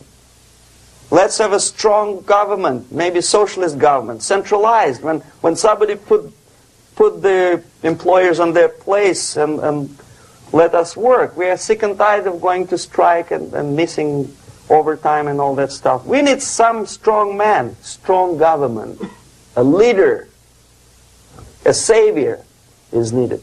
Population is sick and tired already. And here we are. We have a savior. Either a foreign nation comes in, or the local group of leftists, Marxists, no matter what they call themselves, Sandinista, a reverend or some sort, Bishop Muzureva, like in Zimbabwe, doesn't matter. A savior comes and says, I will lead you. So we have two alternatives here. Civil war and invasion. Okay? See how it goes? Civil war, we know what it is. Lebanon is the best example. The civil war, which was artificially implanted in Lebanon by injection of force of PLO, Palestinian Liberation Organization. Invasion we had in many other countries like Afghanistan, name any East European country, it was invaded by the Soviet army. But the result is the same. The next stage is normalization. Normalization is a very ironic word, of course. It is borrowed from 1968 situation in Czechoslovakia, when the Soviet propaganda and after them New York Times declared the country is normalized. The tanks moved into Prague, so there is no more Prague Spring, there is no more violence. Normalization. At that stage, the self-appointed rulers of the society don't need any revolution anymore. They don't need any radicalism anymore. So this is the reverse from destabilization. Basically, it is stabilizing the country by force. So all the sleepers and activists and social workers and liberals and homosexuals and professors and Marxists and Leninists are being eliminated physically sometimes. They've done their job already. Okay? They are not needed anymore. The new rulers need stability to exploit the nation, to exploit the country, to take advantages of the victory. Okay? So no more revolutionaries, please. And that's exactly what happens in a number of countries. You remember Bangladesh? This is the crisis in which I was instrumental. First they had Mujibur Rahman. In 1971, he was the leader of People's Party, Awami League, with mustache like Stalin. He was in Russia many times. In 5 years, he was shot by his former colleagues, Marxists. He fulfilled his function. In Afghanistan, it happened 3 times. First there was Taraki, then there was Amin, now there's Babrak Karmal. They killed each other successively, one after another. The moment he fulfills his duty, the first one demoralized country, the second destabilized, the third one brought it to crisis. Goodbye, comrades. Babrak Karmal comes from Moscow and put into the seat of power. Same thing happened in Grenada recently. Maurice Bishop, Marxist, was killed by Austin, what's his name, General something, who was also a Marxist. Right? So no more revolutions, please. Normalization now. From now on, no more strikes, no more homosexuals, no more women lib, no more kid lib, no more lib, period. A good, solid, democratic proletarian freedom. That's it. Now, to reverse this process takes enormous effort. When today, United States had to invade Grenada to reverse the process of subversion. Some people say, boy, this is not good, it's not kosher to invade the beautiful country, island of Grenada. Well, why didn't you stop the process here, when Grenada was just approached by leftists? Why not to prevent Maurice Bishop to come in power in the first place? Did Grenadians want him? Very questionable. They didn't know who was Maurice Bishop in the first place. He came to power by coup d'etat himself. Okay? No, we let the situation develop further and further and further until the crisis and normalization very soon. And then the United States decided to invade country, discovering that the country was absolutely a military base for the Soviet Union. Of course it's a drastic measure. Of course it's a pity that Marine Corps had to lose, what, 17 lives. Very bad. Why not to stop the process before it comes to crisis? Oh no, intellectuals will not let you. It's interference into domestic affairs. They're very careful not to let American administration to interfere in domestic affairs of Latin American countries. They don't mind Soviet Union interfere in these affairs. Okay. So to reverse this process from here, it takes only and always military force. No other force on earth can reverse this process at this point. At this point, it does not take military invasion of the United States Army. It takes strong action, like in Chile. A CIA covert involvement to prevent the savior from outside to come into power and to stabilize country before it erupts into civil war. Okay? Support the right-wing conservative forces. By money, by crooks or love, doesn't matter. Stabilize the country. Don't let the crisis develop into civil war or invasion. Oh no, your liberals will say it's against the law. The Congress will not appropriate money for covert actions of CIA. Why not? Should we wait till the normalization come and Soviet tanks land in Los Angeles airport? Now, at that point, at the point of destabilization, also the process could be reversed. Again, easily than this. No CIA involvement at this point. You know what it takes here? Restriction of some liberties for small groups which are self-declared enemies of the society. As simple as that. Oh no, the media and liberals will tell you this is against the American Constitution. How can we, by force, deny the civil rights to criminals, for example? It's not good. Okay? So we allow them to. Okay, if you allow the criminals to have civil rights, go on and bring the country to the crisis. This is a bloodless way to do. Curb the rights. I mean, not to put them in prison. No, I'm not talking about putting all the gays from San Francisco in the concentration camp. Do not allow them to take political force. Do not elect them to the seats of power, whether it is municipality level, state level, or federal level. It has to be beaten in the heads of American voters that a person like that in the seats of power is an enemy. Do not be afraid of this word. It is an enemy. If he is not an enemy here, he will be here. Later on, he will be shot, of course. But at this point, he is an enemy. Okay?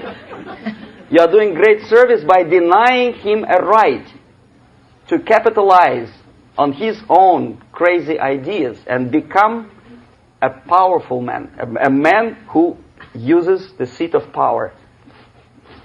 Restriction of certain freedoms and permissiveness at that point would prevent sliding into crisis and probably will return the process of destabilization.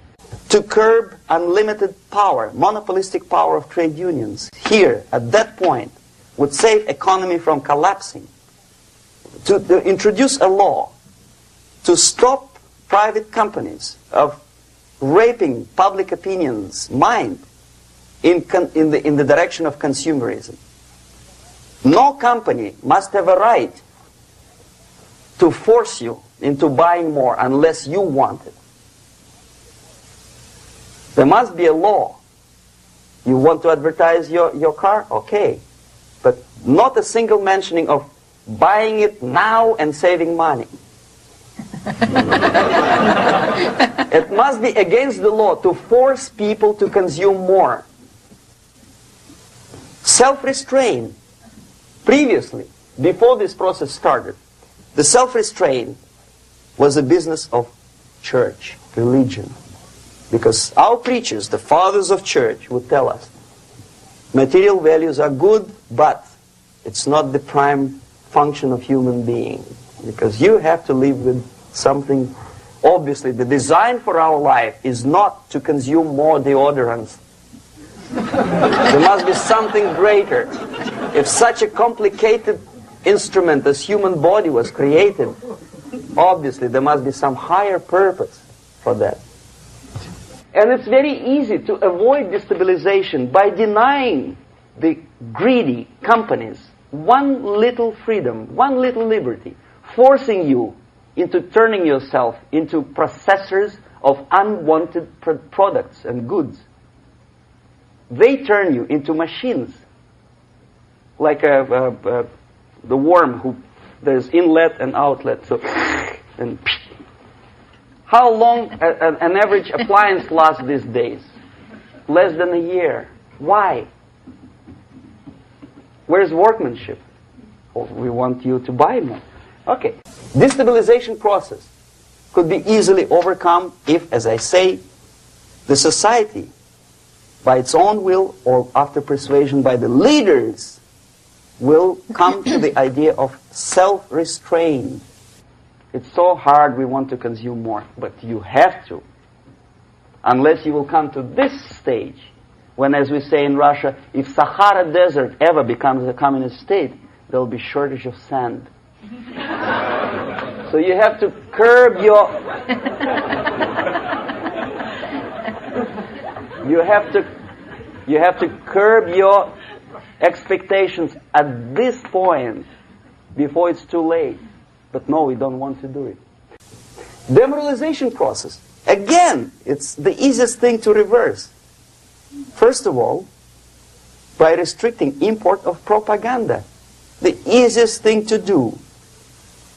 Unlimited, unrestrained import of Soviet literature, Soviet journalists, giving Soviet propaganda and ideological agitators equal time on American TV network. It has to be stopped. And it's easier. They won't be offended, mind you. As a matter of fact, they will respect America more. But when my former colleague Vladimir Posner appears on Nightline, and Ted Koppel asks him, well, Vladimir, what do you think about this and that? What can he think?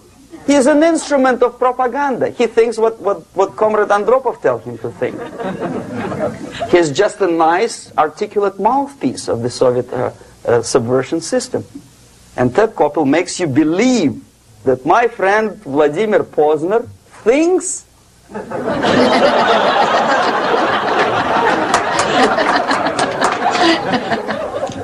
the process of demoralization may not have started at all if at that point the country, which is a recipient of subversion, actively, not violently, but actively, prevents importation of foreign ideology. I don't want America to follow the pattern of ancient Japan. You don't have to shoot every foreigner when it approaches the sacred borders of the United States. But when he offers you a junk in the disguise of very shiny something, you have to tell him, no, we have our own junk.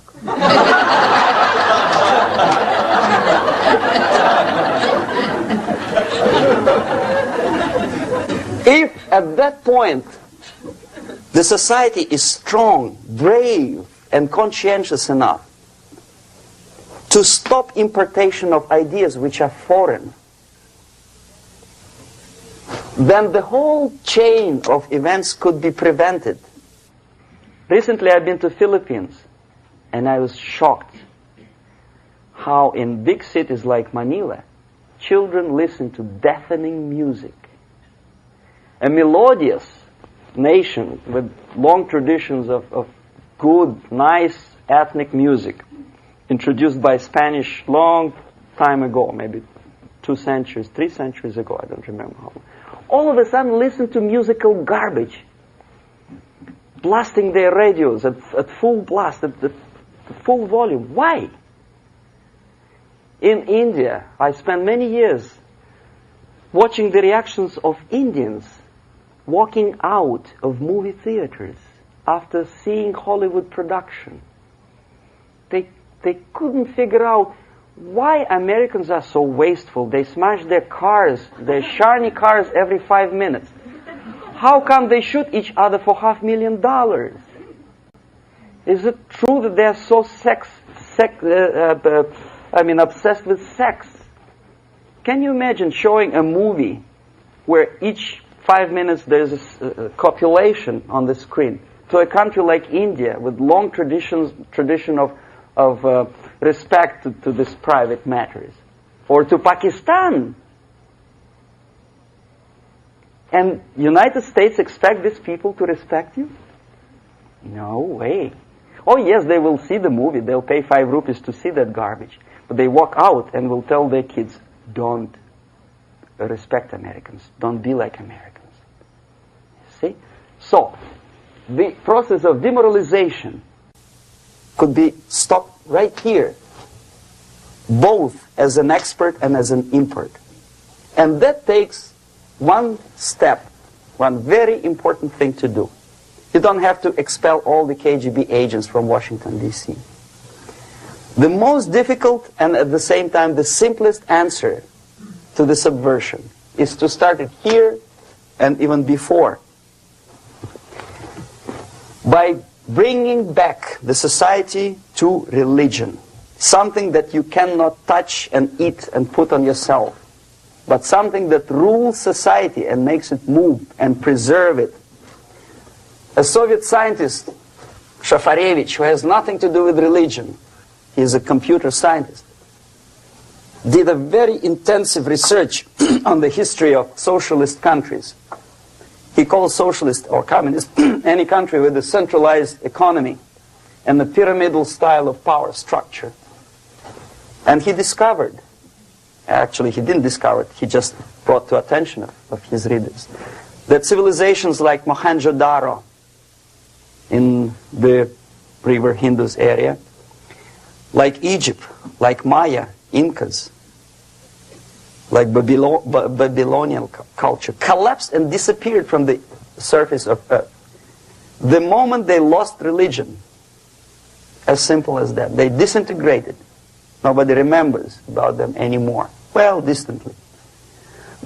So,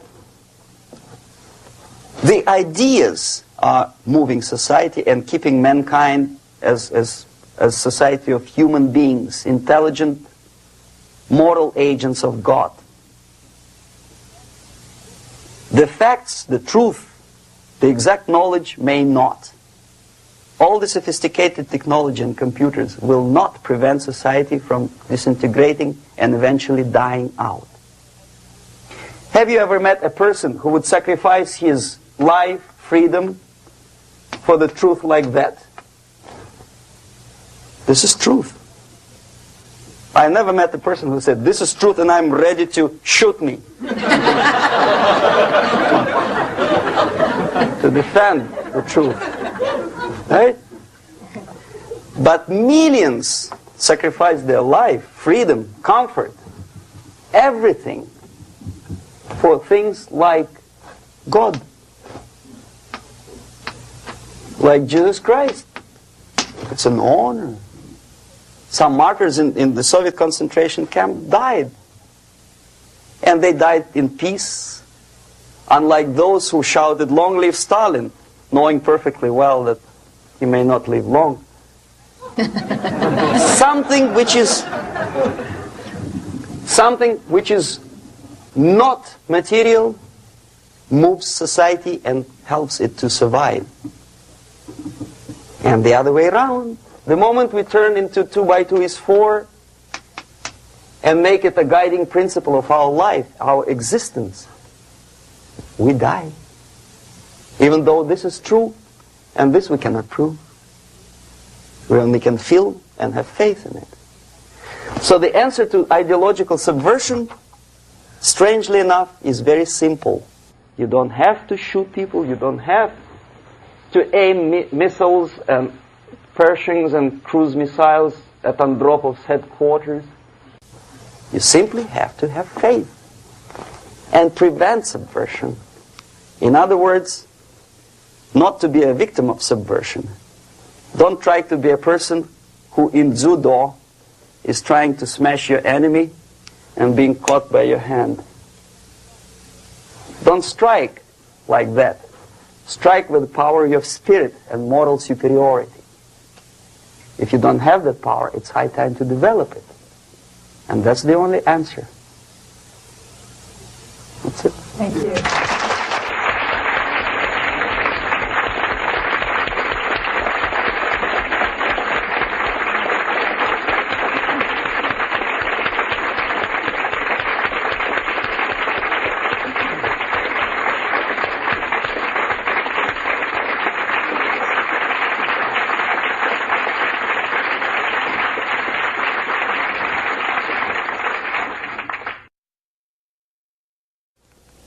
Can you describe how a concept is formulated, turned into propaganda, and then ends up on someone's bumper sticker or in a newspaper? What's the step-by-step process?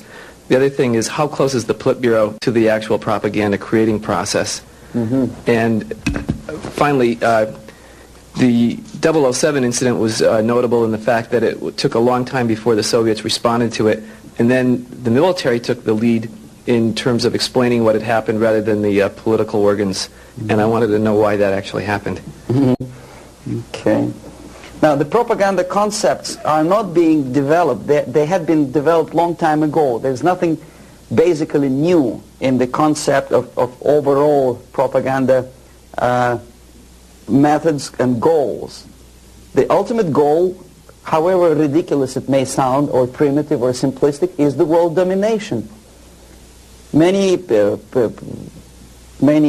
experts in foreign policy would ridicule my opinion, but this is what it is. I saw it with my own eyes. I was a part of that.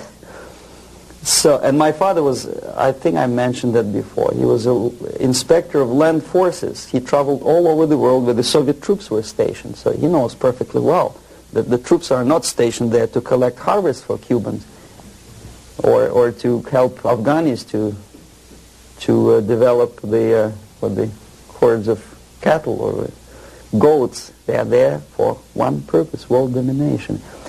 The concepts, the immediate issues or problems are created, of course, for propaganda purposes, and they end up as a bumper stickers, probably not long. It takes really short period of time. Unlike some other things in the Soviet system, propaganda is one of the things that they don't save money on. And there is a huge apparatus of propaganda experts in USSR. Novosti Press Agency is just one of them, one of the organizations. But apart from them, that there is a Department of Agitation and Propaganda within the Central Committee. There are faceless people, names of whom you will never learn. They're kind of classified.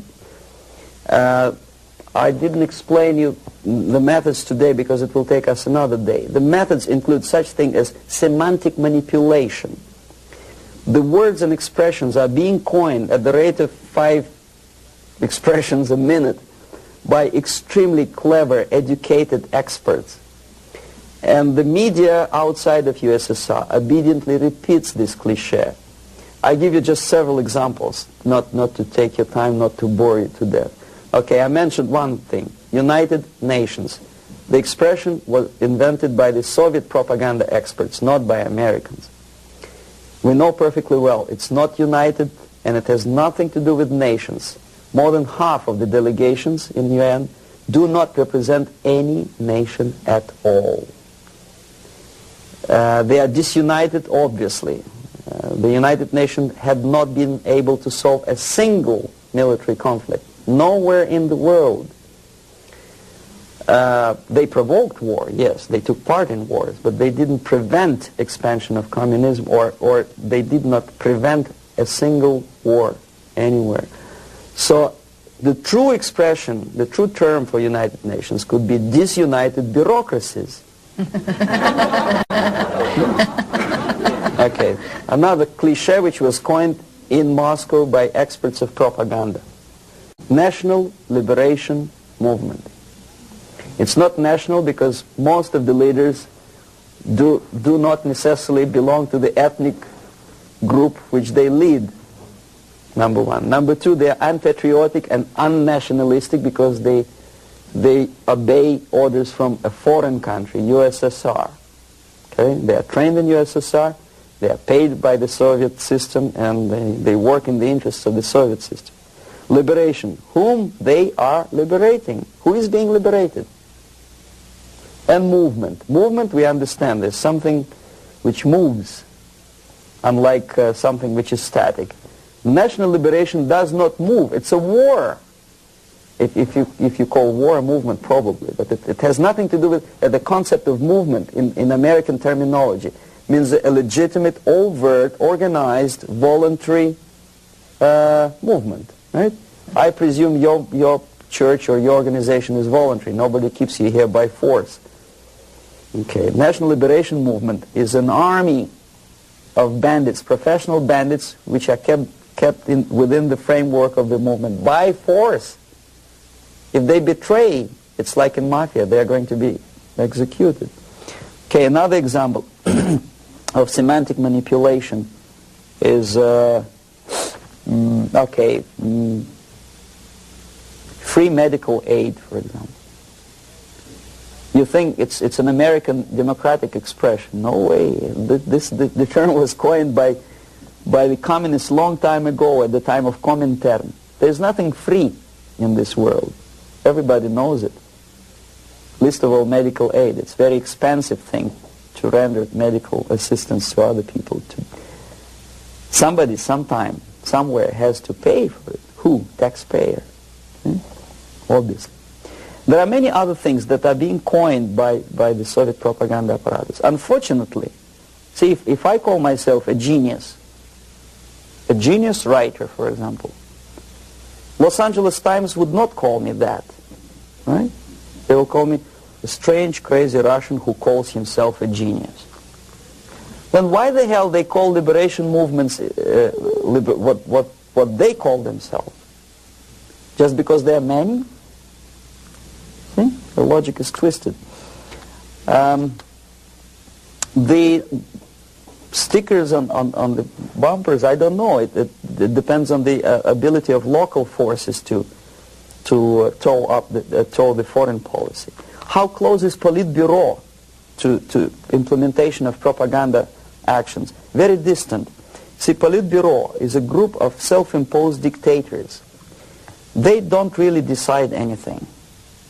The only objective of their existence and their life and their struggle is to stay in power.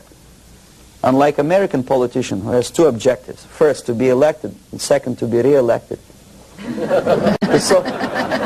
The Soviet politician doesn't have the first objective. He does not have to be elected. He just makes his way in the party structure all the way up. The election doesn't bother him at all. So the only purpose of his life is to stay where he is and don't rock the boat. They don't make decisions. The decision-making level are the faceless group of experts, as I tried to explain to you. And the Politburo gives only the basic directions, what to be done, and the obedient servants of the highest caliber intellectuals are dutifully developing these things. Some independently thinking progressive academics in the United States think that come socialism they will be able to preserve their integrity and independence. It's wishful thinking. They will become obedient servants of the system that they are trying to force upon you. The Korean airliner incident, from my viewpoint, is not an incident at all. I believe it's a carefully planned and premeditated provocation. I'm not sure whether they did it. They killed 268 people just to get rid of Larry McDonald, but it's feasible. I wouldn't be surprised if they killed more than 60 millions of their own men just to implement rotten ideas of Marx and Engels. You know, what would 268 people matter? Second, it is not a military blunder, and the order was not given by military. Never a single military officer of the highest caliber will take responsibility to shoot a civilian airliner. My father was an officer of general staff of the Soviet Army. I know perfectly well what I'm talking about. No officer would take responsibility. He'll be shot tomorrow. Are you kidding? The order was given by a civilian, by party apparatchik of the highest caliber, and I wouldn't be surprised it was Andropov. In any case, Andropov knew perfectly well what went on. The Soviet power structure resembles a triangle, unlike a love triangle in real life drama. It's a hate triangle. The seats of power are party, Communist Party, the elite, of course, not the rank and file party, but the top of the pyramid, the KGB and the military. They hate each other, and each of them hate the other two. The most powerful is the party. This is the real power. The army and the KGB supposedly are servants of the party and the tools, the instruments of their power. But in fact, sometimes they are the power themselves. Andropov belongs to the most hated triangle, the KGB. My father hated KGB because he was military. Both of them, KGB and military, hate the party. Why? Because unlike in the United States, the party is the most adventuristic people. They want to invade countries. They give the orders for all kinds of adventures outside of USSR borders. They know perfectly well that comes war, they will go to bunkers and eat caviar and enjoy life, whereby military will burn in flames of nuclear war. Marshal Grechko was against invasion into Czechoslovakia because he knew that he will have to demoralize his army. And the first two divisions, after facing the reality and seeing that Czechoslovakia is not being invaded by Americans, will get corrupted. So you have to replace them with other two divisions. And if you stay long enough, you will corrupt the whole Soviet army. He said, no, don't invade Czechoslovakia. But Comrade Brezhnev said, who the hell they are? They think they deserve more sausages and butter. So show them tanks. So he did, he obeyed. The KGB, the KGB and the army sometimes are in cahoots against the party. The recent rumor that Andropov was shot by son of Brezhnev is an indication that the other two corners of the power structure were really sick and tired of the Andropov's KGB purges.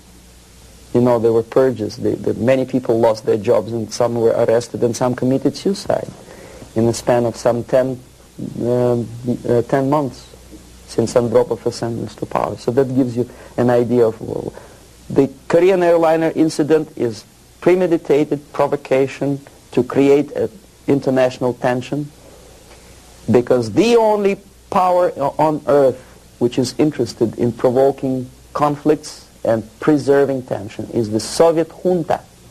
That's the only justification of them being in power. If there is no enemy outside, they have to create him. If there is no war, they have to provoke it, to scare the hell out of taxpayers inside and to keep themselves in power. There are so many theories. One of them is expressed by, I wouldn't say a friend of mine, but I know him. There's another defector, Nikolai Khokhlov, who defected long time before I even joined KGB. He was also a KGB in Western Europe. Now he teaches psychology in one of California universities. He thinks that the Soviet Union developed an ESP, would you believe it, system of influencing the perception and minds of people. And the generators of ESP willpower can be focused on individuals and groups of individuals so efficiently that you can literally focus that beam or whatever it is on a pilot or two pilots or three pilots and convince them that actually they are flying on the safe territory, so there is no need, you can convince them that there is no need to contact the ground-based station, and you can artificially draw the plane by brainwave into the Soviet airspace. Whether it is true or not, I don't know. But I know one thing, that when I was a student and I graduated from Oriental Studies Institute, one of my friends, he was an extremely intelligent Jewish boy. He graduated from the mathematical department of Moscow State University. After 3 years, I returned from India for vacation, and I met him in the during the reception at the Academy of Science, and I said, "What are you doing here?" He said, "I'm working in a secret research bureau." You know, the secret, which means basically defense industry, they don't have addresses, they have post box numbers. And I say, is it that much secret that you cannot tell me what you research? He said, "You wouldn't believe me, brain waves." And I never saw him again. Brainwave. ESP, which officially in the Soviet media is described as a pseudoscience and decadent capitalist gimmick to sidetrack the minds of proletariat from the real issues of class struggle. But obviously KGB takes seriously that pseudoscience.